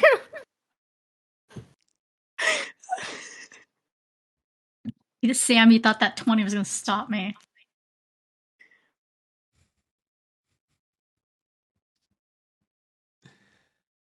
So you've done all that, and it's easy enough to post, unless you wish to specifically RP an element of it. I can easily say that you are more than able to post them, no muss, no fuss, and they're well on their way. Do you choose to post Delisa's letter as well? I will DM you and let you know. Okay.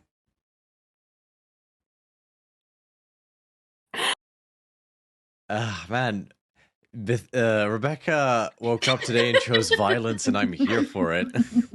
I went to the post office, so nobody would know what I put into the mail. They didn't know I had that conversation with Multidia, nor were they with me at the post office. No, I am loving this. You misunderstand. I am here for this. This is delicious.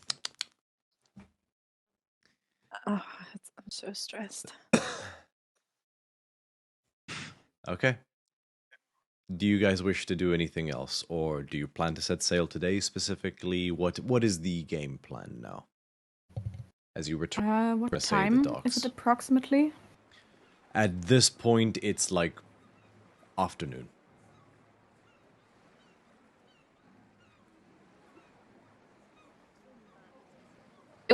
We have a crew, right? Yeah. Do we have a crew? Yeah. Okay, cool beans. You may or may not have told them like to just stand by because you'd be departing soon. Yes. I think we should go to the boat.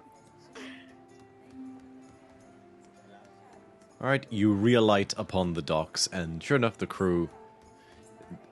They're definitely they're not so much checking their watches, because there's a few of them they can play dice games and things like that, but they're definitely at ease. The secondary mate, basically, who seems to be taking ownership of wrangling this lot, a centaur fellow, actually, sort of stands up. Done everything you needed to do? Do we make sail today?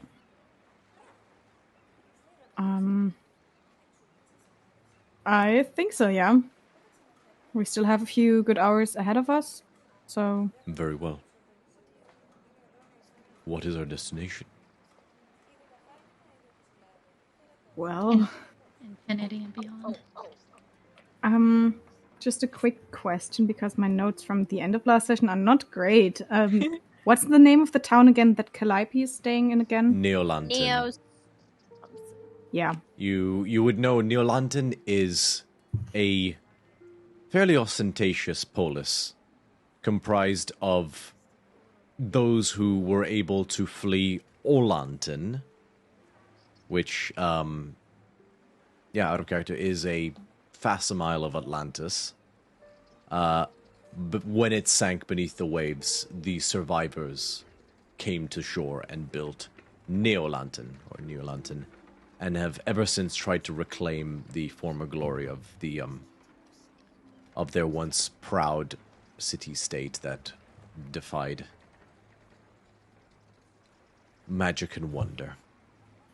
Not necessarily super successfully. They are very proud people. Okay, so I think our first stop would be in Neolanton. Very well. We will need to sail the Labrian Channel if we wish to make good time. And, you would know, the Labrian Channel is just that little canal that goes from one end of the peninsula to the other that means that places like Neolanton and Altrizos can be reached without having to go the whole fucking peninsula on a ship. So yeah, easy enough. That journey would take 2 and a bit days. You would arrive by noon. 2 days, and then you would arrive by noon on the 3rd day.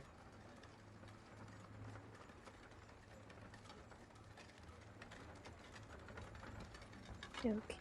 Very well. We set sail immediately. If you're ready to do so. Yes, we are. He starts, come on, men. Positions assume. And they begin, getting to it. And, everybody, can assume their various crew positions. We have our,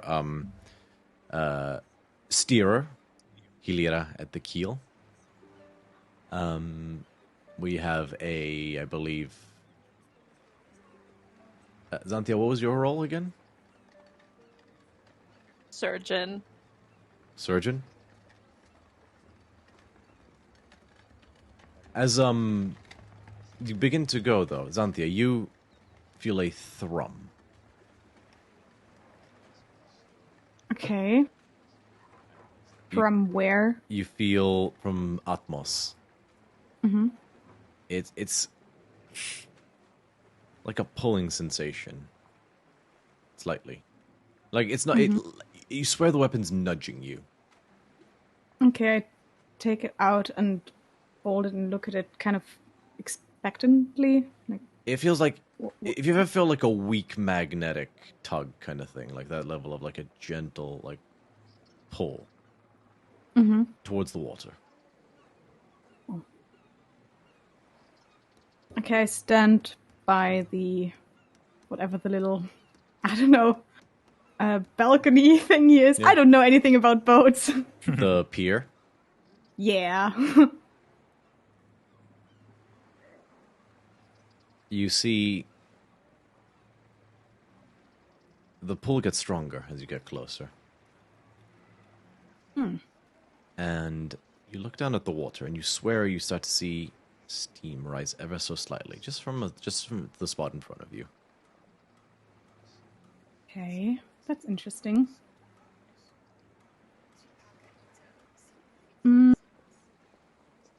think Xanthia is gonna look around and see if, like, are we about to leave in like a minute or so? No, or you got is there you still got a some second. time? You got a second.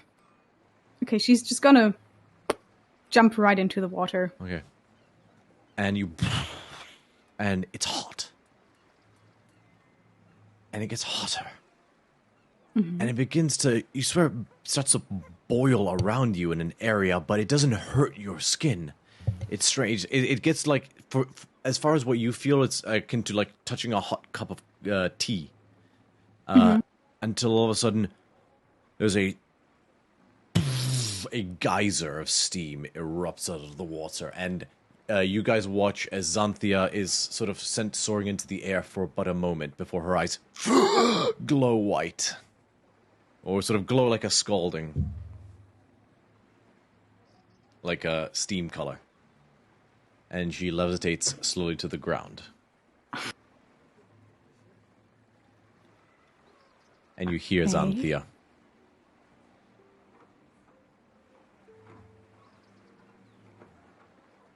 You have done well, my child. To thee, I give this gift from me.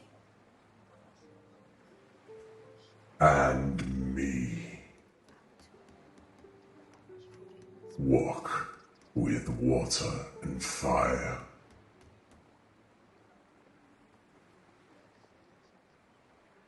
And thus, your first level in Divine Soul Sorcerer is bestowed upon you. Fancy. Fancy. Tamara took a level in Divine Soul Sorcerer, so I did a thing. Ellie, you look like you're in complete shock. Can't hear you. Muted. Yeah, my internet pulled a Xanthia. Oh. Okay. Unless there's anything else, you hoist the middenmast, tie up the keel, I gotta learn more nautical terms, and you cast off. And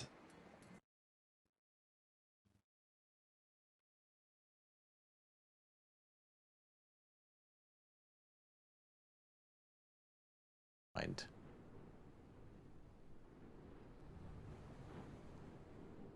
And as you sail along, it will be a 2.5-day journey.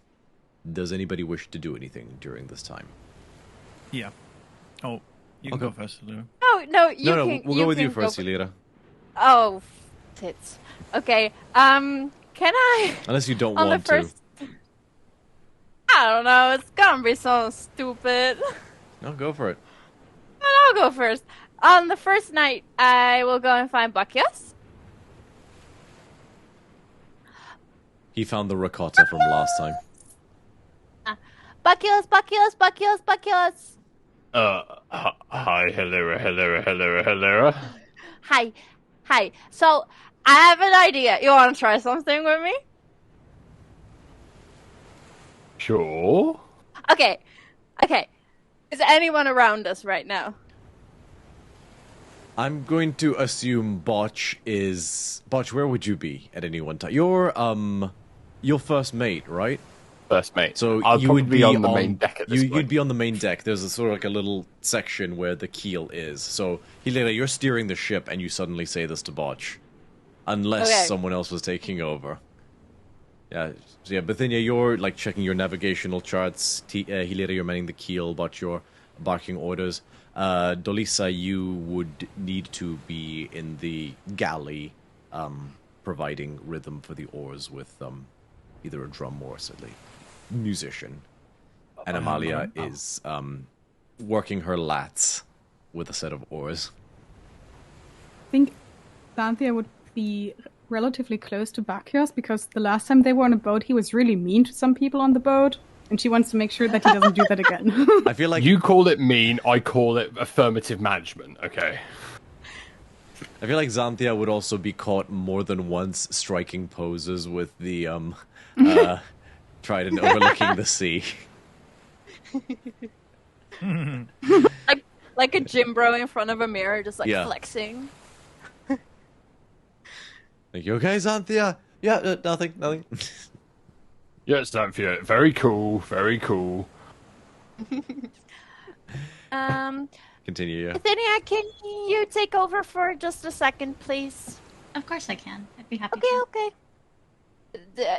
Okay. Then I will turn, as Bithynia takes over, I'll turn to Bacchios. Check on me in like 15 minutes, and I take off inside the ship. Find a place, a quiet place. I feel like you're holding back a joke, Ali. I'm not holding back anything. I'm genuinely dumbstruck about what to say to this situation. Sure, 15 minutes. Yep, not a problem. See you in a bit. Okay. I try and find like a quiet spot. I'm gonna sit down. I'm gonna cast Scrying. Okay. No! Look, I told Bacchios, okay, it's fine. Okay. What are you casting Scry on? So, you remember that one guy, that one not undead guy on the whatever dead whale thing? Okay. That guy. Okay.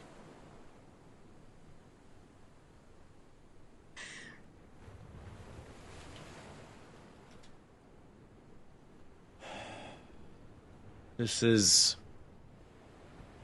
I need to look up Scry for a second. You need me to read anything for you, because I have it open right here. That's okay, I'll just read it now. Because I just want to check in terms of your intended target.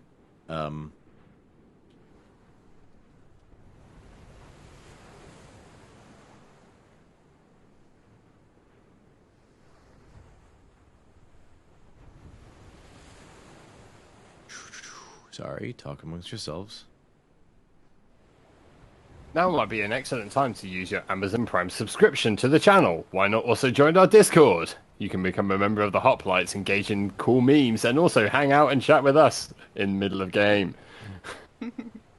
Also, did we mention that we have cool new emotes? If you subscribe with your Amazon Prime subscription, hey, guess what? You can rage like me. You can hold your head in shame like Xanthia. You can act imperiousness like all imperiousy like Bithynia. Bithynia has the Eldritch Blast finger guns. Oh, that's it. You can finger blast like Bithynia does. Oh, wow. Oh, wow. Your words, man. Your words. Title of the episode, Finger Blasting like Bithynia. Incidentally, there was an American snack, I think, in the early noughties called finger blasting. Literally, there were mini turkey Twizzlers that were in the shape of fingers, and you could dip them in sauce and eat them. Finger blast. Google it.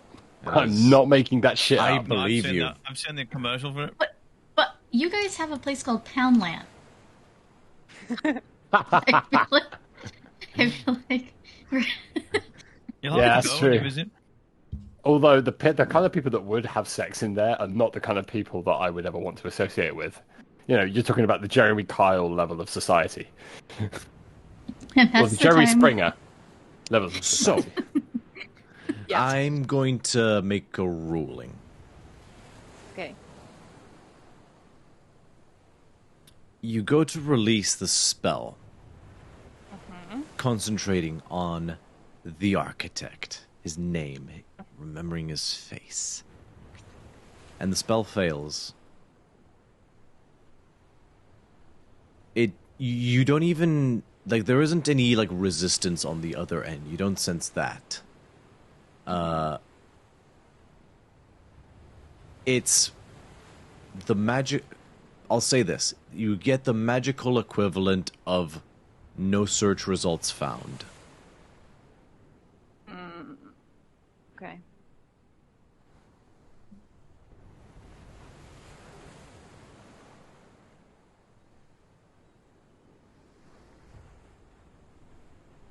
Huh. Isn't that odd? He's a catfish. Actually, yes, that's weirdly appropriate. I know, we're on the ocean. I thought, wordplay. Seems there may be more than meets the eye with our winged, mysterious friend. Jonas, are you still mad at me? Never, my dear. Well, I'm sorry that I was mad at you. I wasn't mad at you, I was mad at me. And I took it out on you, and I'm sorry. You had learned a terrible truth, and were reacting appropriately. Do not. There is no need to mourn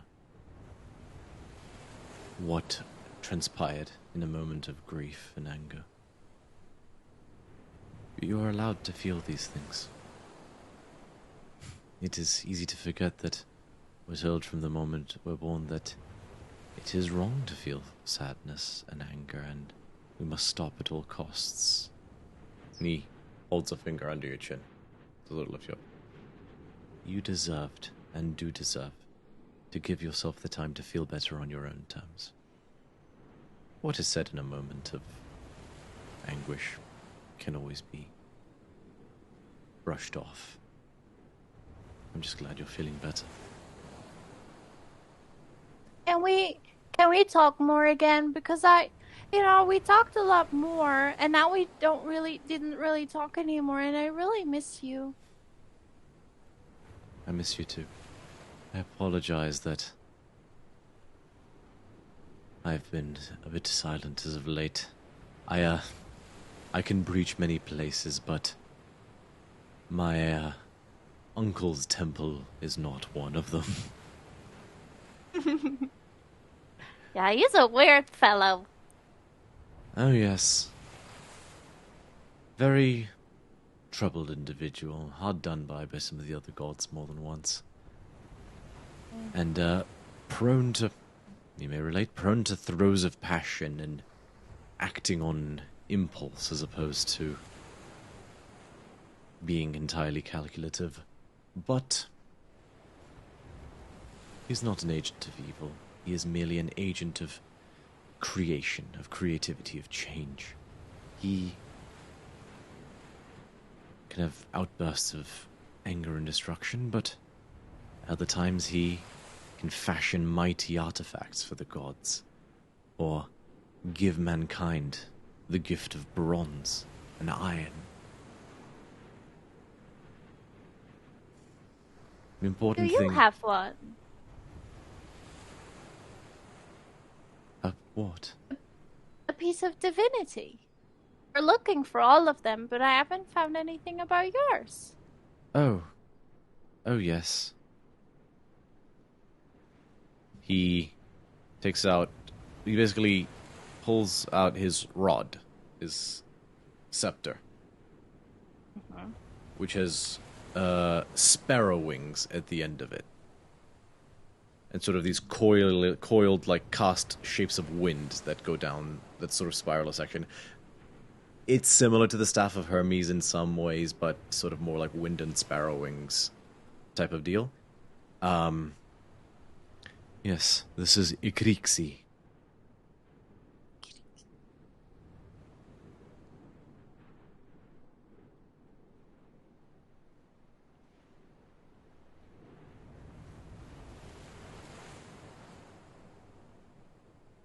This is not found in the... You will not find this in the world. It is in my possession.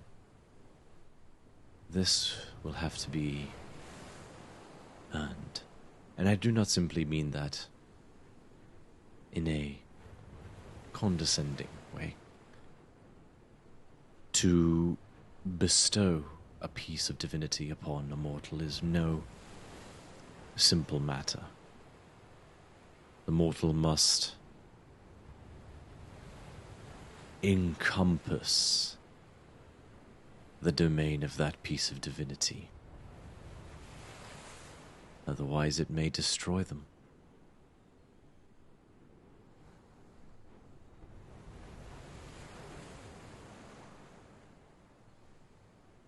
So, what do I have to do? How do I get it? Because I don't know. You must embody all that it is to be me, to follow me, to follow my teachings. Sorry, that sounded way too self-aggrandizing. Bithynia follows Ephara, and thus devotes herself to academics and state building and knowledge. And Thara rewards Ephara rewards her with favor. Xanthia similarly devotes herself to the ocean and to the changing tides and the notion of adaptability. And you too devote yourself to my ideals and receive boons even beyond your priestly abilities.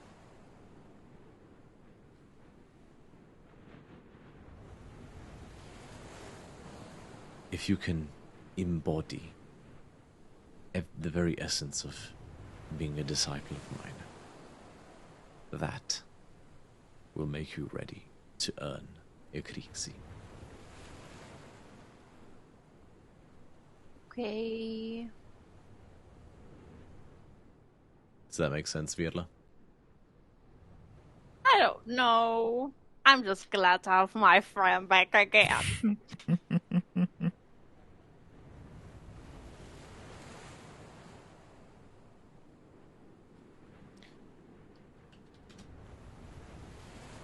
Ah, fuck. Okay. Quick amendment to everything I just said. Ekrixi is the old name. The actual name is Diaphora. Diaphora.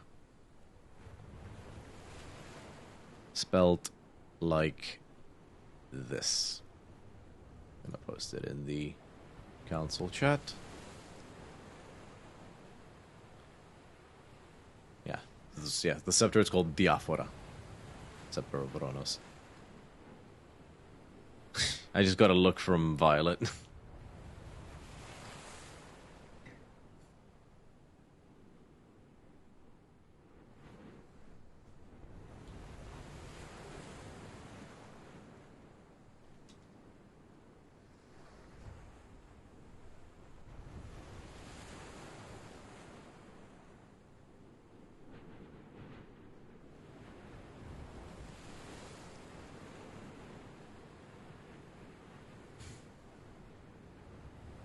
Is there anything else you'd like to discuss, my dear? Yes. Just, it's not about the whole, like, it's not divinity thing, because that's stressful. Have you ever been in love? Yes. Ooh. A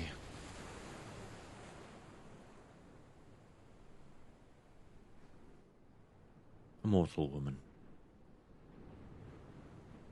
We could not requite our love.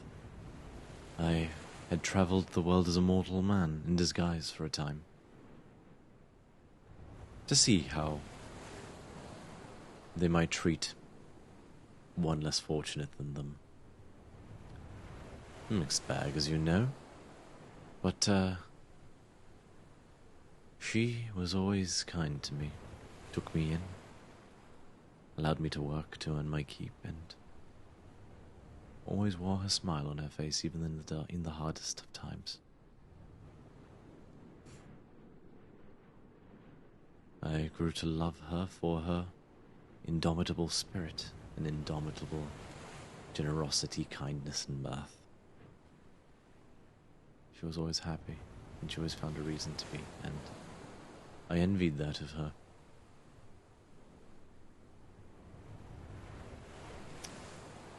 But she was a mortal woman, so one day I made my way, but I made sure to thank her for her kindness, and the man I was may have had to move on, but Ronos the god left her a blessing for her worth. Her crops bloomed ever so bountifully that year. Heartbreak sucks, doesn't it? It does. But it always wakes you up to the good stuff you weren't paying attention to. Never regret the pain you feel now. For it is a testament to what you felt before. Who has broken your heart, child? Well, it was a time ago, and we were in Sethmos at the time, and you know, we were going through so much, and I didn't want to say anything, and then when I realized that it was already too late, And now she likes someone else, and I don't know what to do. Wait. He points.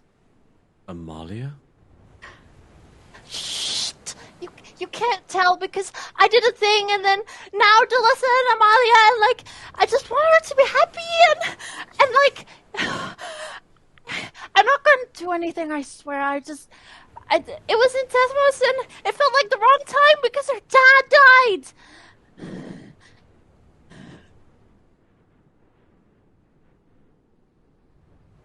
I'm sorry, this is a bit unexpected. Sorry, just y'all's faces.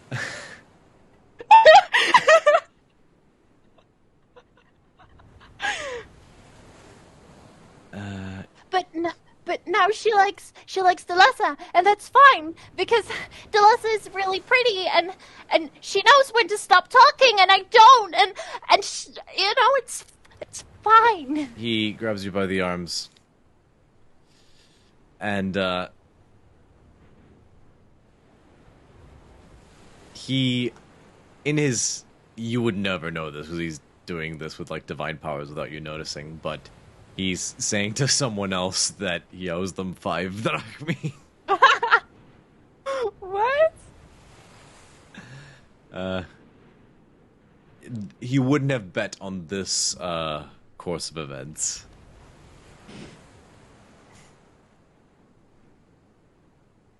No one can know what the future holds, Hilira. If this thing that you feel is strong enough, perhaps it is worth telling her how you feel. For yourself. No, I can't. Then, as I did, it may ultimately be the best thing for you and your well-being to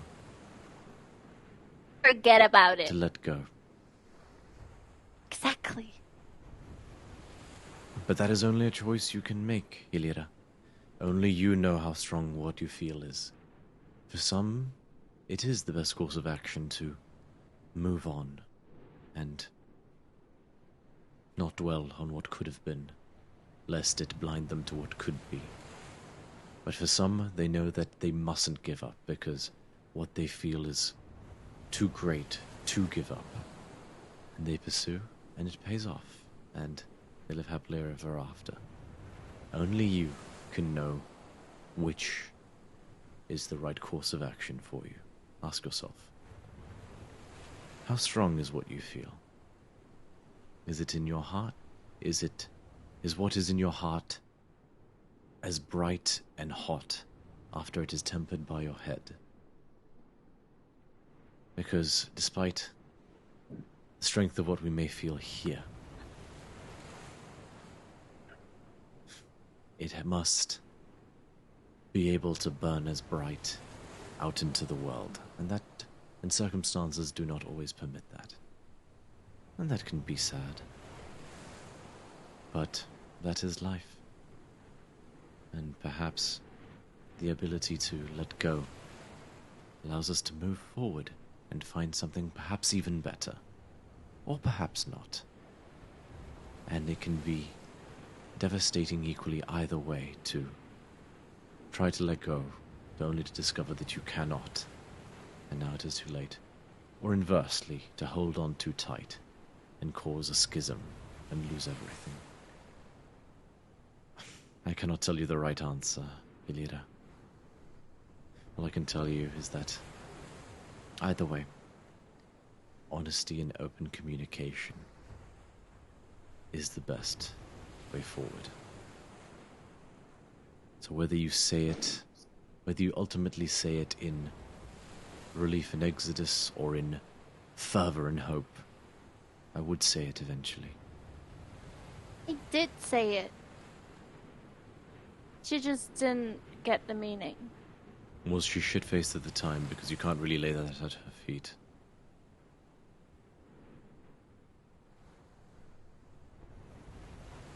sorry, dear. I'm just trying to cheer you up. Yeah, it's fine. You know, I just told her I loved her, and then she was like, "Oh, you're like my sister." Like, ouch. It's fine. It's fine. It's fine. I'm fine. I'm over it. See, that's I'm the fine. benefit. See, one of the benefits of being a god is you're like my sister isn't a deal breaker. Yeah, but like that hurts. She's the only person I've ever said I love you to. Only person. I didn't even know what love was. Did you want her to show you?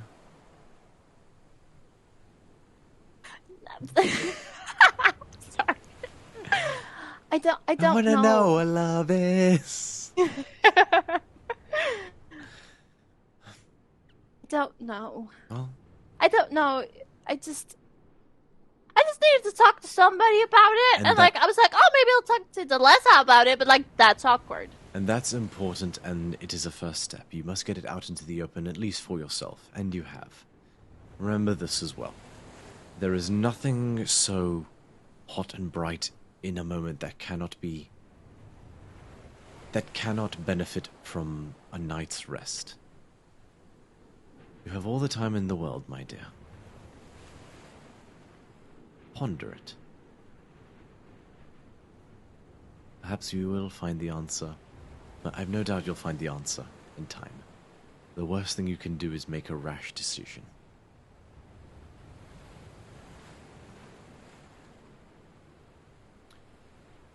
I'm afraid I must go. Duty calls. Okay. But I'm never far. And he cups your cheek in a fatherly way, if that's possible, before blurs out of existence. I just sit there for a minute. I just admitted feelings. That's hard.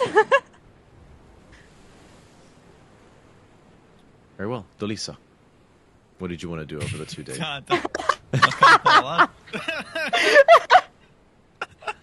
Yeah, that was a bit of a plot twist. This I was not expecting. As a point, before we head over to Delisa, it's at this point that I knock on the hull behind Hilira and say, "Hilira, are you okay? Were you just talking to someone?" I was talking to runners. Are you fine? Question. A DM question: was this conversation in her head, or was she speaking, and then Ronos could hear her? You've seen Hilira talk at the air once or twice. So okay, so yeah, Hilira, hi. Yeah, it's a Sixth Sense type situation. Okay, so yeah, you asked me to come and find you. Are you okay? Yeah, I was just gonna do something. Didn't work out, so that's fine. Oh, okay, cool. So do you still need me? No. That's okay. No one needs me. And I walk away. No. And I walk away. I'm gone. You hear in your ear, Hilira. What did I tell you? Effective communication is key. And unless there's I go back up and I start being really extra arseholey and bitchy to all the crew members because get back to work, scrub harder. We're not paying you to sit on your asses. Such a man. There's Such a woman. There's a female Triton who approaches you at one point, Botch. She resembles a pufferfish. She has almost looks like she has spiked hair in terms of inflated or deflated. Deflated, it's more like she has the texture of her skin. She has a bald head and she has like these spines coming off her, almost like that porcupine-looking MF from X-Men 3. Yeah, I know what you mean. Yeah, I know exactly what you mean. She has black, sort of more slightly alien eyes. I don't mean to be nosy, but you've been a bit abrasive the last couple hours, all the while tears have been freely streaming down your face.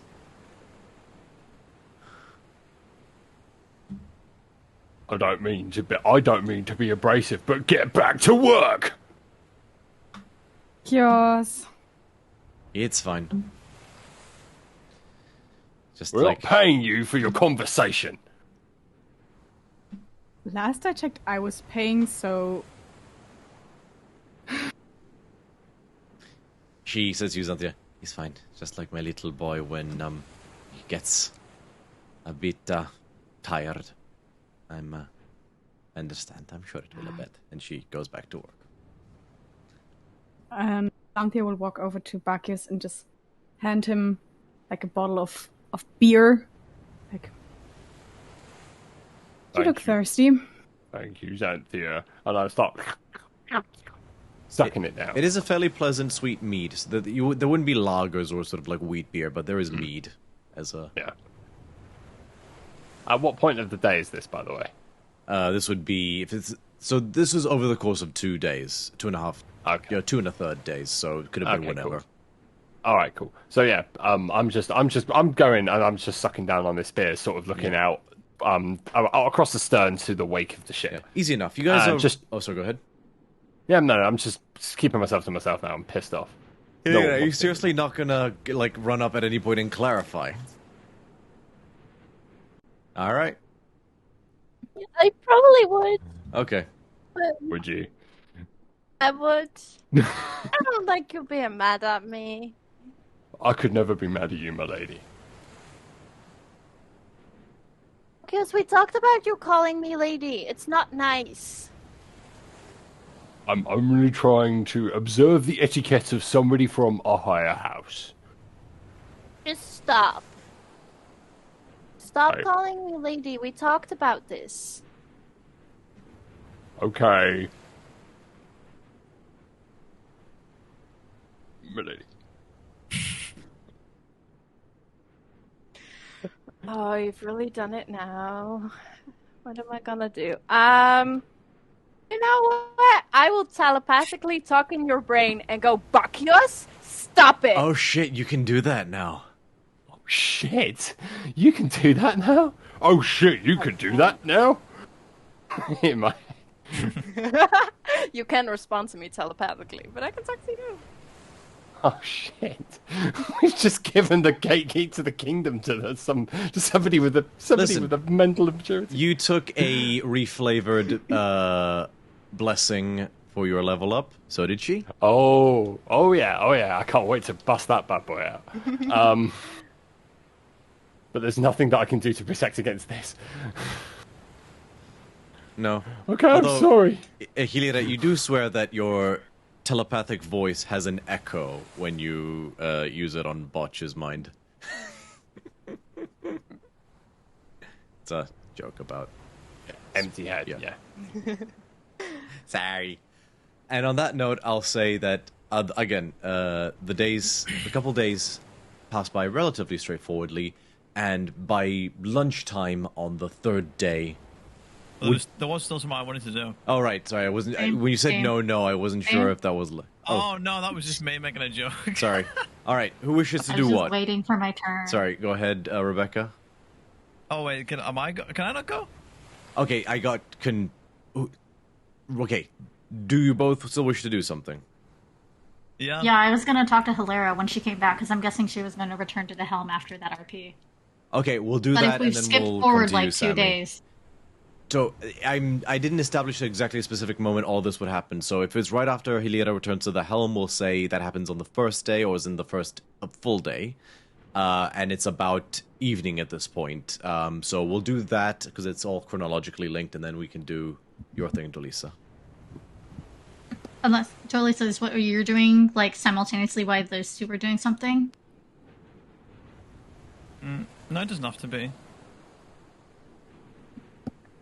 So, I'm guessing, do you return to the helm, Hilera? Yeah. She'd need to. She's the only one who knows how to drive. I mean, I can. I'm at the helm, so... that's true, but you would... Yeah, you need to navigate, but yes, you do actually have water vehicles. I forgot. Thank you. So, coming back, would she notice that you are some kind of way now that you're returning after this conversation? Or two? Yeah, Ilira's probably a little bit shaken up.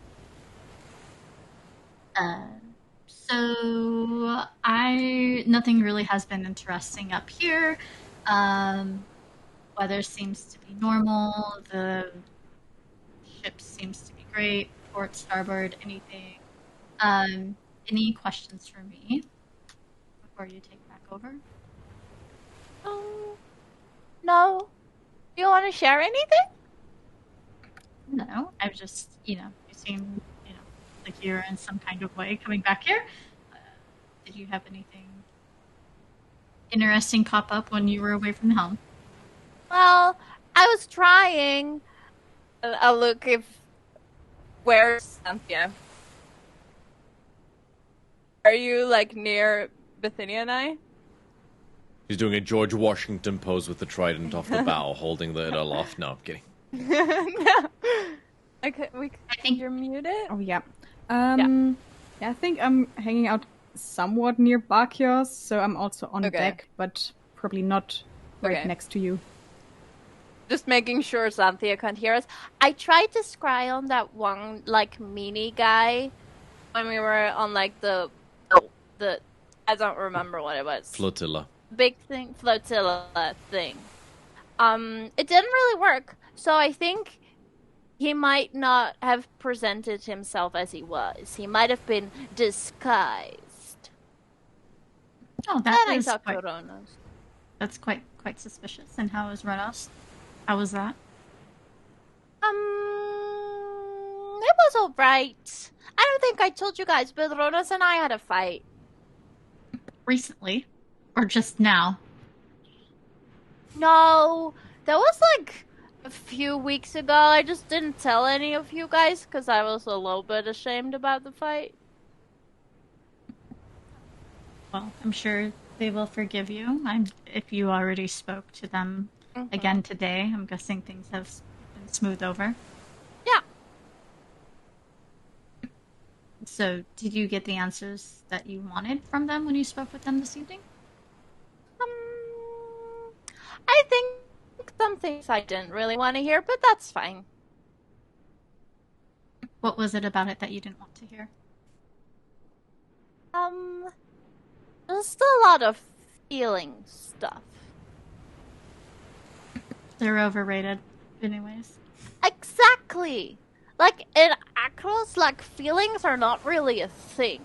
Like, you can be angry, you can be, like, neutral.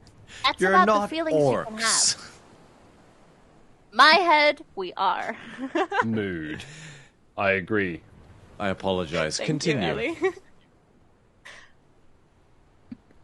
Seem to get in the way of academia as well. You want to be science-minded. You can have your faith or your trust in something higher or greater than yourself, but a book in front of you is solid. I'm there for you. Don't keep you warm at night, but information is power. Well, you already have someone to keep you warm at night, don't you, Bithynia? Not exactly, but she's kind of on house arrest. If I wanted to see her, I'd have to go to her. Tentatively. Well, yeah, that's a little bit sad, but it's not bad. At least you have someone that likes you. There's plenty of people who like you. Mean, like more than There's plenty of people. All of Tempest likes you. I mean, even Dolisa, she's, said many nice things about you. Amalia said nice things. Xanthia said nice things. Like, everyone has said nice things about you. Yeah. And it's mostly probably, she talks a lot. She's like a child. No. I think that that's your anxiety talking. What they say is that you did this wild power move when we had that first meteor hit the stage and did this wild moving and running 9 times in a row and completely annihilated everything before we could do anything. You did that on your own. Not to mention, when you first found us, you found us in the mountains. I don't even know where we were, and yet you found us. You and your unicorn just out in the middle of nowhere running, and you were able to find us. Well, that was mostly Aronos. He sent me your way. That wasn't me. But it was you. You physically could have not done it. And didn't you find Bakos in a bush once? Like in the grass? Yeah. And then he threatened my life. It was a cave. It was a cave. Oh my god. It's in the wild. Bush. I mean, what you do on your free time.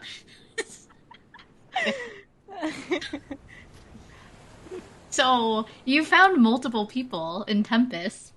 Even if you had help, you didn't have to do it. We don't have to listen, and yet you do. But you still make things happen. People say plenty of kind things about you. Not only about you personally, but, what you've done. Both, for Melitis, which you don't have to do anything for, and other cities as well. Is that why you're being nice to me? No. I yelled at the council. I didn't mean to, I don't know, step on your toes or anything. It's just, sometimes I just get a bit angry and then I run my mouth.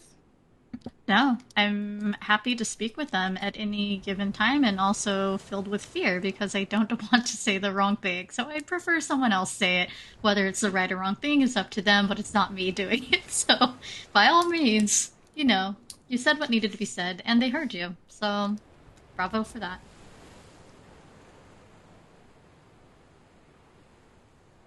You're very intimidating.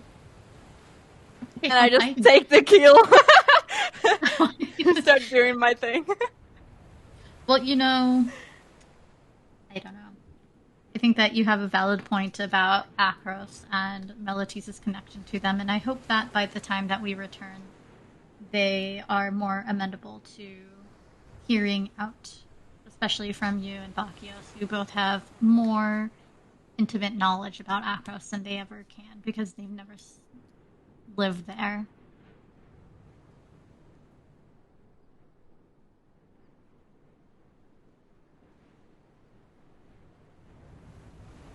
All right. And we'll transition there to you, Delisa. What do you wish to do? Delisa finds Bithynia. Do you mind if we talk for a moment? Of course. Would you like to go to the aft, to the stern? I know a place. She takes you by the hand and leads you to the bedroom. No. I was about to say. Nice. No. It takes you to the bow of the ship. Going to the front. Wait. Just so you know, Xanthia said that she was at the bow at the front, going full. What was it, Titanic or what? Yeah, Xanthia's busy doing Captain Ginyu poses with. Yeah, she's up at the front at the bow. So do you want to go? Do you want to be at the front with Xanthia? No, she's not. Or do you want to go to the stern? Oh, she's in her own world. She hasn't noticed you guys. No, I'm kidding. Just for clarification, I want to know, because you've got Bakos up topside, I'm guessing, Halira at the helm. I don't know what Amalia is doing. What is Amalia doing? We row the boat. Yep. At the what? Them glutes. She's in the oars. Oh, okay. So, Dolisa, the stern seems to be the back half, if you want. There's nobody back there if you want some privacy. I don't know why. I don't know why Rebecca's so insistent on going to the back, but okay. Yes, that's fine. I wanted to speak to you about this. So this is the same day that we've taken off. No, this would be day 2. You took off in the afternoon of that day, and yeah. So in my head, she's speaking to her at night that same day. Okay, yeah, this could have happened, but this would have happened before then, because everything else happened. It doesn't. Yeah, it doesn't. Yeah. It's not going to affect anything else. Yeah. Okay, cool. Just establishing. Yeah. Back at the council, I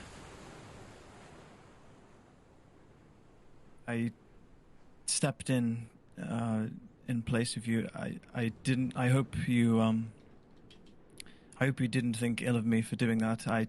It seemed like you were in a bit of a predicament with your words, so I wanted to come in and help. That's why I suggested in the first place whether that was okay, and you said no at the time, and then eventually you said yes. But if it means anything, I thought you were doing a pretty good job. I need to work on my delivery. I probably should have led with the program slash council idea that I had, because then I could have, shoulda, woulda, coulda. Then I could have said that Oracle would be helpful in that. However, I recognize the angle that you were trying to take. It was definitely you. It had Bithynia written all over it. The council didn't mesh quite as well as you would have liked, I imagine, with it, but I still couldn't get the job done either, so we both failed, I guess. I just wanted to make sure you weren't upset or anything regarding that situation. No, not at all. I took it as... I didn't take it as a no. I took it as a no for right now, which was important for us, but long term, following the rules is really what my goal was to be. Maybe I could have been more direct, or maybe I could have done or said something differently, but you yourself have a great way with words, and if you yourself, combined with the rest of the voices within Tempest, didn't have the ability to make that decision in our favor, I know without a doubt that we were at the least heard, and going forward it should help, especially if we're able to get 2 more items in our possession. Yes, I sometimes feel a bit out of place, maybe going too far when I speak on behalf of the group. I'm barely even a member, if I am a member at all, and I don't want to push my luck, is what I'm saying. No, that's understandable. But, curious question about pressing luck. Have you had any more thoughts on what's going on between you and Amalia? I have not. I hate you guys so much right now. If I'm being honest with you, I'm kind of waiting for her to make a move. After all, she confessed to me, and I don't want to press anything. It's on her it's her prerogative to make that first move in whatever way she sees fit. So I'm just laying low, I guess. But what if someone else comes in and makes a move before that happens? What would you do then?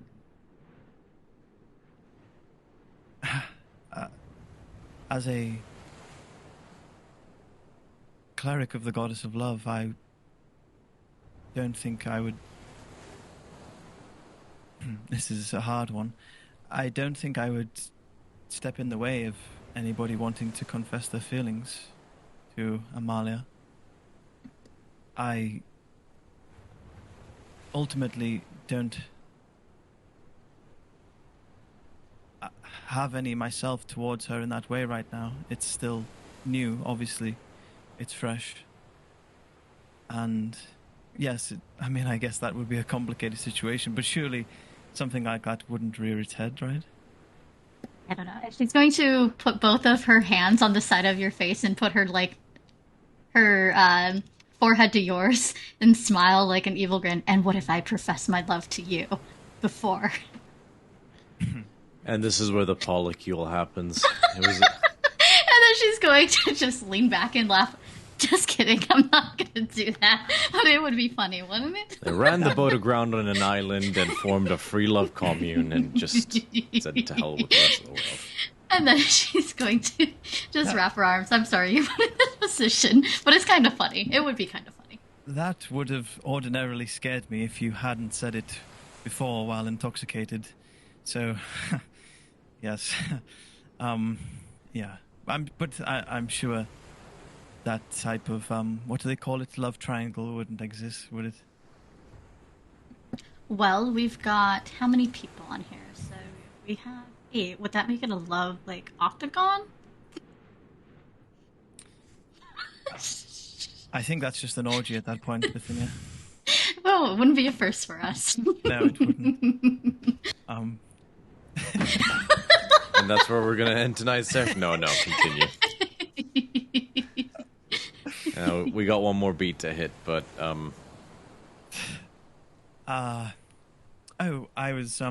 just had a thought. How did you get on with the letters? Did you get it posted? Yes. Yeah, I put the whole stack in there, so... I probably should have double-checked to make sure that every one of them got in there, but I think they all did. I'm gonna roll an insight check. go ahead and make an insight check. Ooh, what's a 23? Bithynia, roll persuasion or deception, do not reveal which.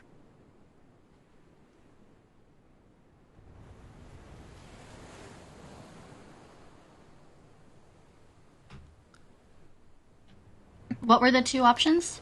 Persuasion or deception. And as a side note as well... No, sorry, continue. I misremembered something.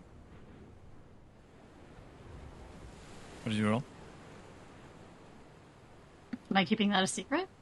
So you're keeping which it was a secret, but we need to know the number. Mm-hmm. Oh, I rolled a 20 total. 30-20. I rolled, so yeah, I beat it. Okay. If you are not telling the truth, Bithynia, what would he learn? Like, as in, like, what would... Well, if I'm not telling the truth, then he would know the truth, right? Okay, so he rolled. he succeeded on the insight check. He beat your 20 with a 21. Mm. So your last statement. Does he learn anything? Does Delisa learn anything? No, because I intentionally know that I put everything in the mail that I intended. I put the stack in, and I believe, to my knowledge, everything that I intended to send was sent. Okay. She believes what she's saying is true. Like, as in, she appears to be...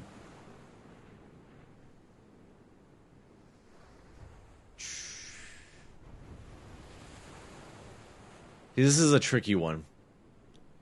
I think Rebecca's purposely making it tricky. Yeah. The dice have spoken, Rebecca. You gotta abide by them. She's... The thing was, is that I... continue, Romeo. Oh, sorry. Go ahead, Rebecca. No, what were you going to say? Well, I was gonna say a DM thing, but if you had more context to add, I would tap the brakes. I would withhold that until you provided that context. So, if I was rolling either way, and I said that I sent what I intended to send, and I did, and that's what he knows, I have not persuaded him to believe that I've sent everything that I was given to send. Now, whether or not I did or did not send everything I was given is unknown. I'm gonna say that she's telling the truth, but something feels ever so slightly off. Because you are a lie of omission is still a lie, to a degree. Now, would you mind DMing me? Did you DM me for context? You can DM me what you ended up doing.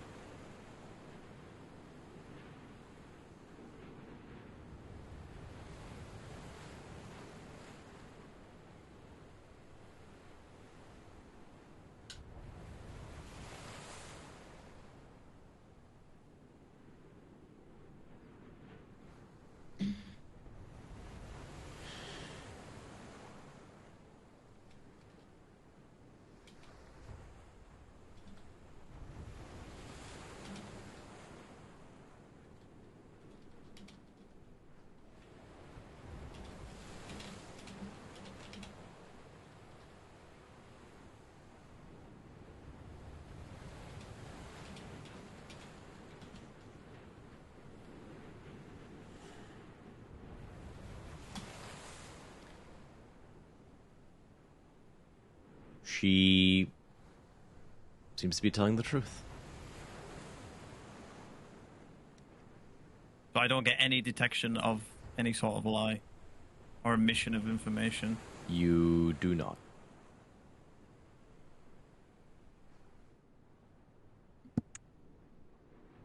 By now, all of those people.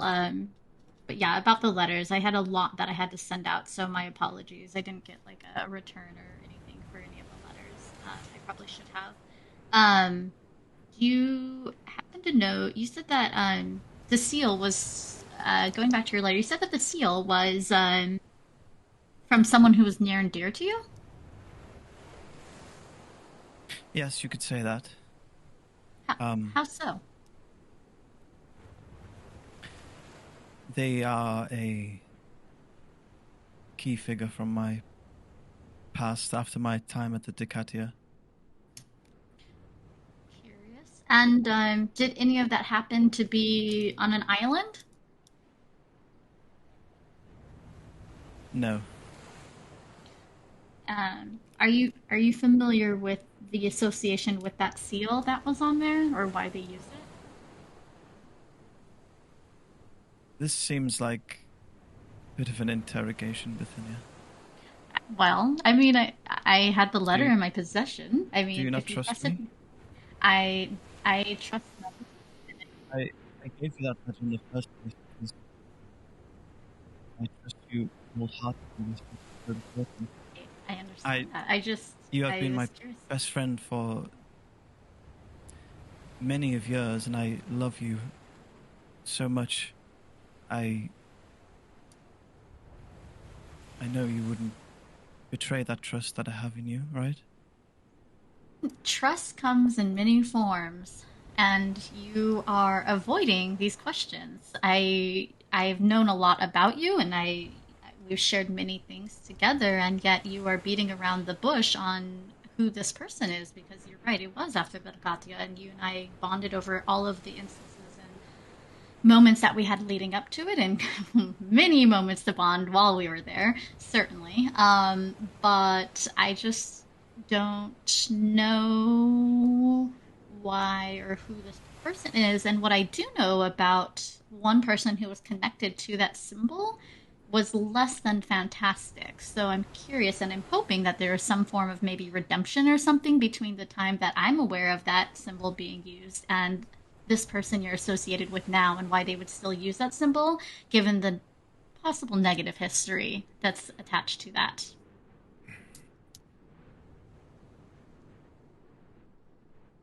I hear words coming out of your mouth, Bithynia, but all I'm getting in response to it is that you've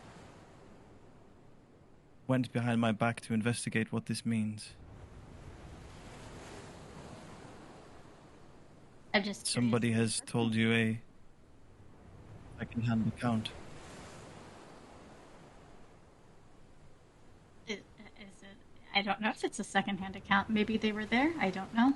But I do know that there's history written down for reasons, and if you or others have information, especially if it's firsthand, the Decatia is a great place to share it so that those events can be rewritten or updated so that they are correct, so that situations like this or second guessing of their intentions or their connotation are not seen in a negative light.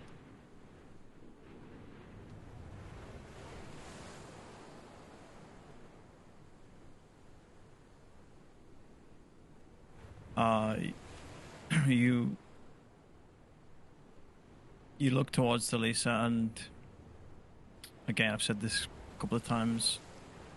She speaks with a lot of empathy, but she never shows any on her facial expression. It's normally one of a blank canvas.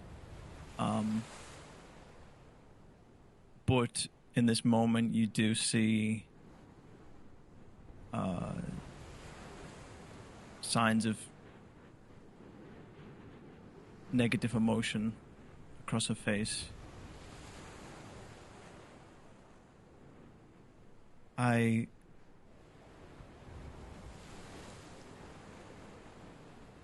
seems that you have prioritized your inquisitiveness over our friendship, and right now that is hurting me. I will say that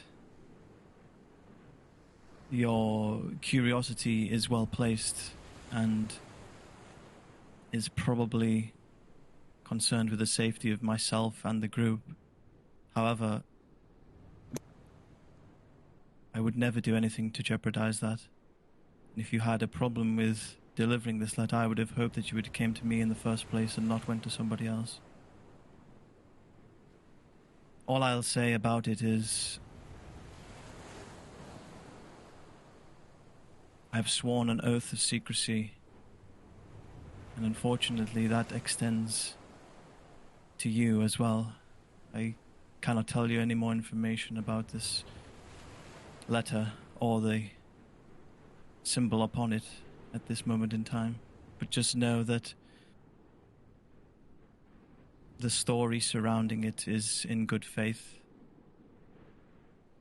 and I am not doing anything to harm Tempest through this letter or through the person upon whom is receiving it.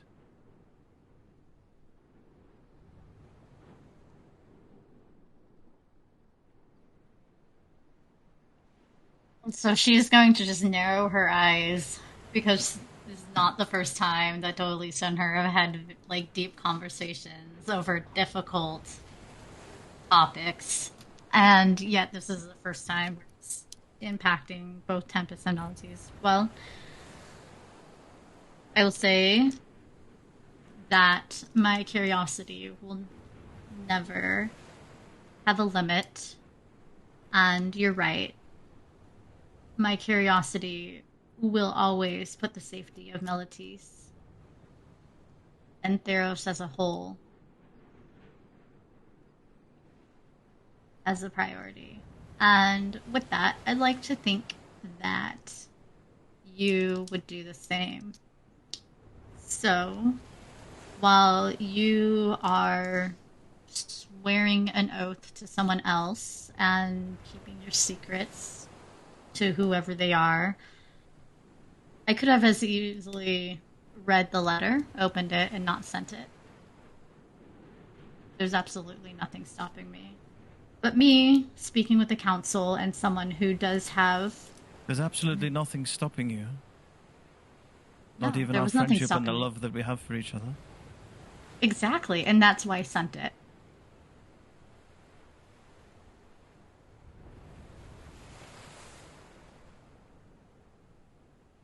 And yet Don't I'm speak sitting with such here a lack of listening to empathy in your you. words, Bithynia. Well, you dance around with a sworn secrecy to Dragon, I guess, if that's their real name, and yet when I tell you that I send the letters that I intended on, including yours, it's not good enough for you.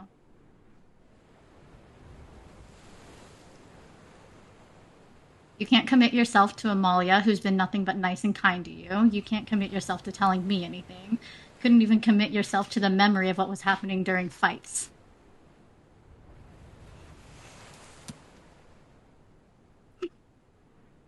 So please, if you're going to talk to me about committing myself to someone, please tell me who you're committing yourself to, because as far as I can see, for months on end right now, it's been only to yourself. But wait, you did throw that mask into the lava, so I guess that's something. Thank you.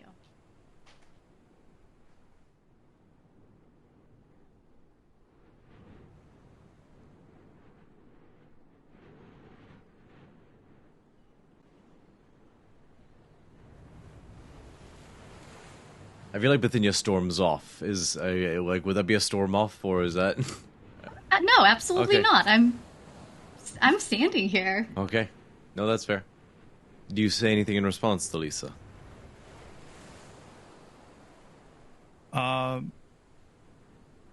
She's just taken that all in.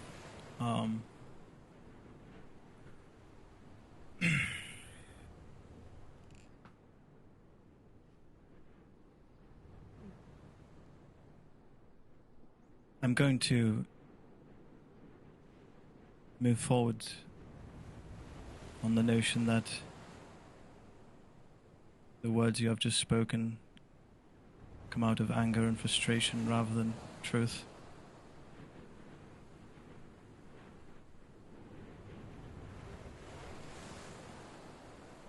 It should never have got to this. This moment should never be transpiring as it is right now in front of us, but that is life sometimes. I could sit here and argue back with you, but that is not what I'm about. All I'll say is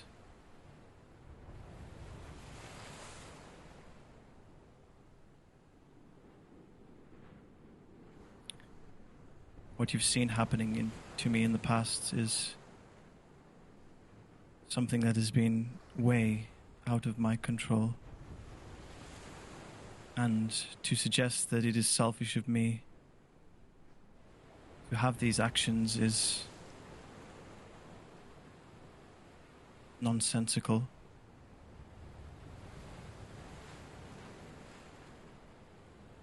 I've conducted myself with Tempest's best intentions at heart throughout my whole time here. Yet it seems that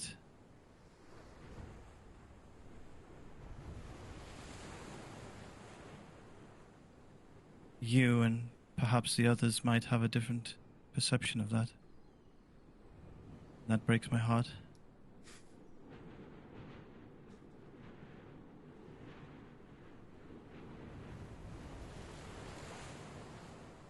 To go back to the letter,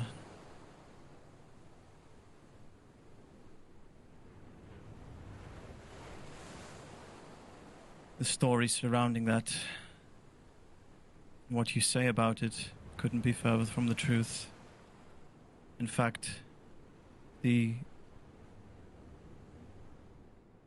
actions that I've taken in accordance with that have had nothing but Theros' people and civilians at heart throughout. They are a priority to the recipients of this missive and me. So to suggest otherwise is almost a disgrace on the work that I've done. It comes from a place of ignorance.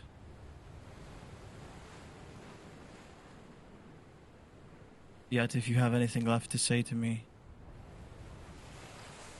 please get it off your chest.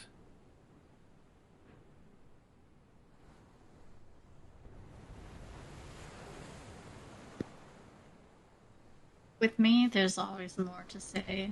I will be short and sweet, though. I hope that we can move beyond this and this conversation rests here. But I do hope that in the future, the love that you proclaim for everyone else is something that you start giving yourself. And that you, in return, receive it from those that have been given it from you.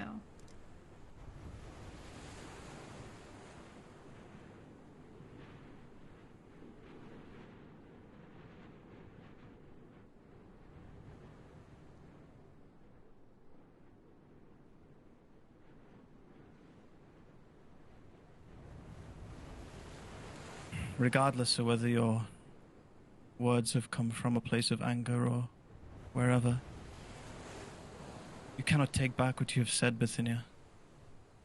Those words will stick with me until the day I die. You have pierced my heart with Nylea's mightiest of arrows.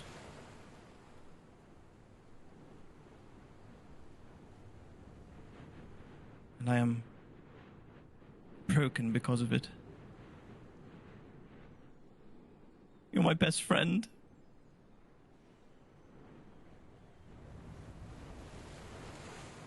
And now I don't know what to do.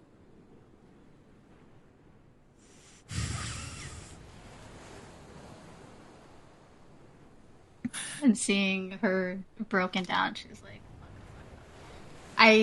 I can apologize 1,000 times, and I don't know if it would do anything to mend the situation or take back the circumstances that led me to say what I've said or felt what I've felt. But I can promise to do better in the future. Because I can assure you that those are my thoughts and have never been shared by Tempest. And while some of the things that I've said may be out of anger, I can assure you that the things about the island were far from sourced out of ignorance. So, outside of keeping the thoughts to myself.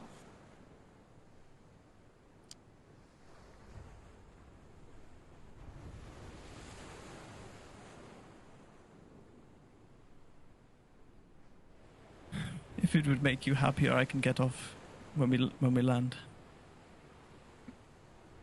That's not a solution.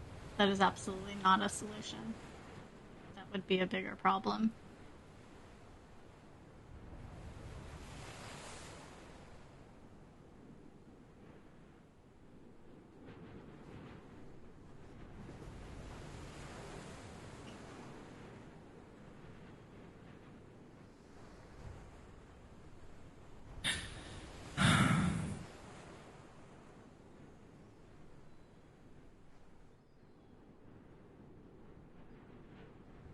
I don't know what to say, Bithynia.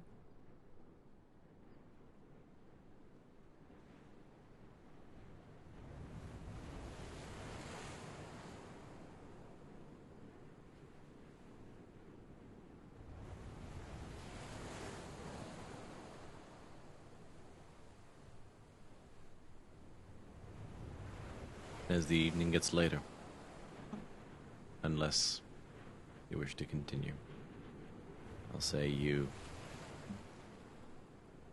decide to leave it there for the moment, rather than continue a heated discussion, tired, and whilst in the throes of a lot of feelings from the both of you, you decide unconsciously that better to strike while the iron's cold and revisit the discussion at the very least in the morning, or another time in general. And you part ways. Night comes, and then the day comes after that. And by lunchtime, you have pulled into the beautiful port of Olanton. Now, this, the architecture of this place is... You saw the city. It was like these sort of high towers and citadels. This... It looks like... It's like someone took, like, the finest of the Meletis' districts and just plonked it into its own city. But, like, even more than that... the level of detailing on the marbling and all the different pillars and the architecture, it's ostentatious. The more insightful among you almost feel like it's trying a little too hard.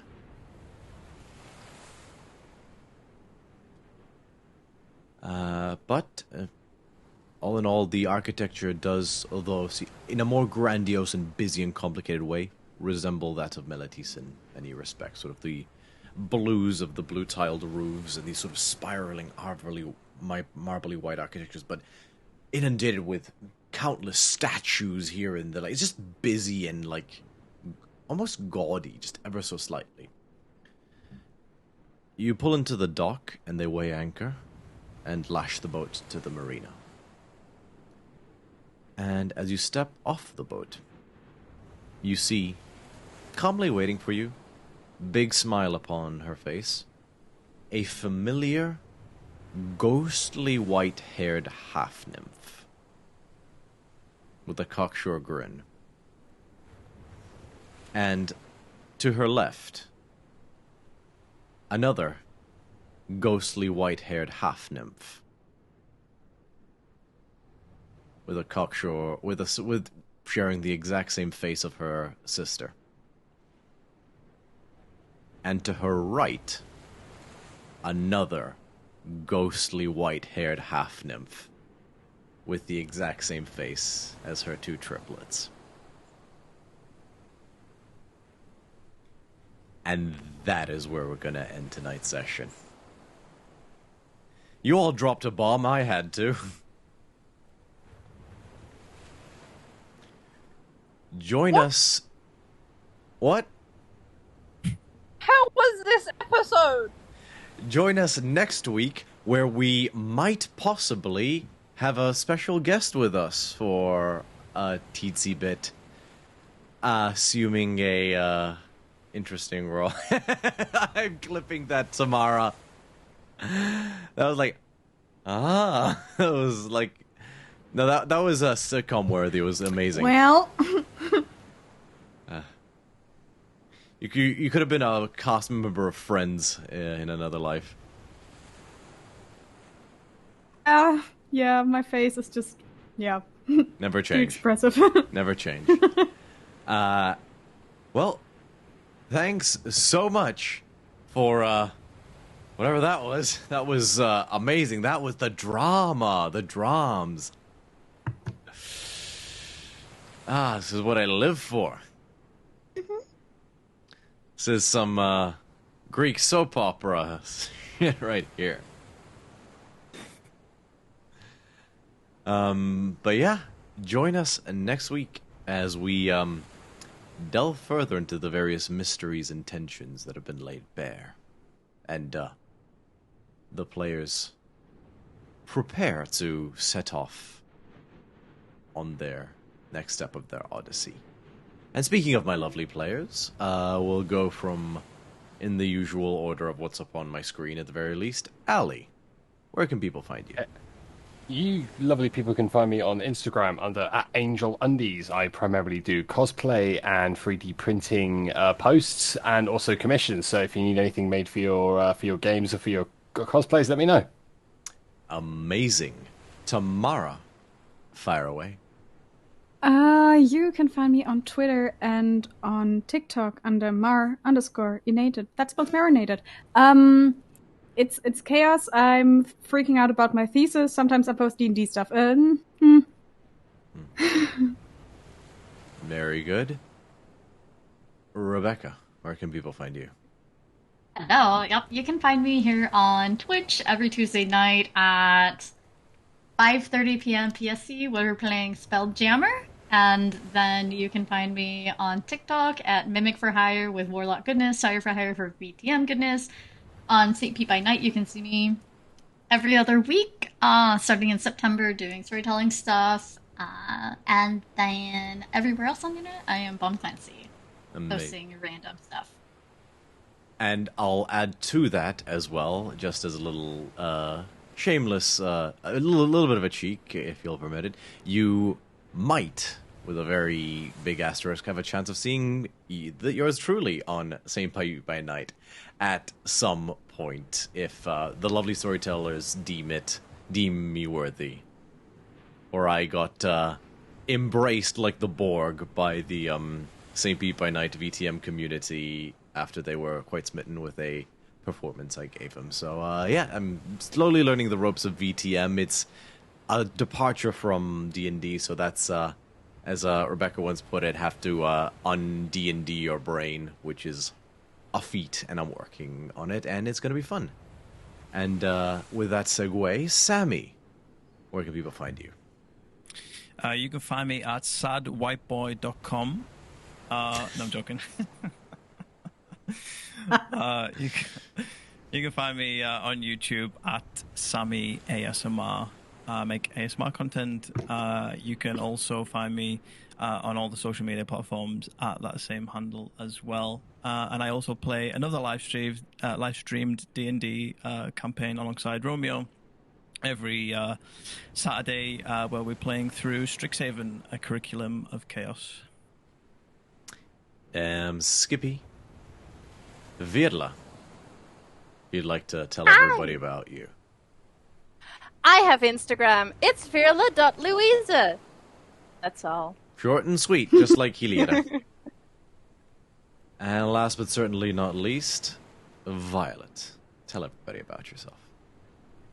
I have Instagram at Violet_Riddle_ for cosplay and fashion content, and then the occasional of me ranting about said things that unfortunately happened to me during.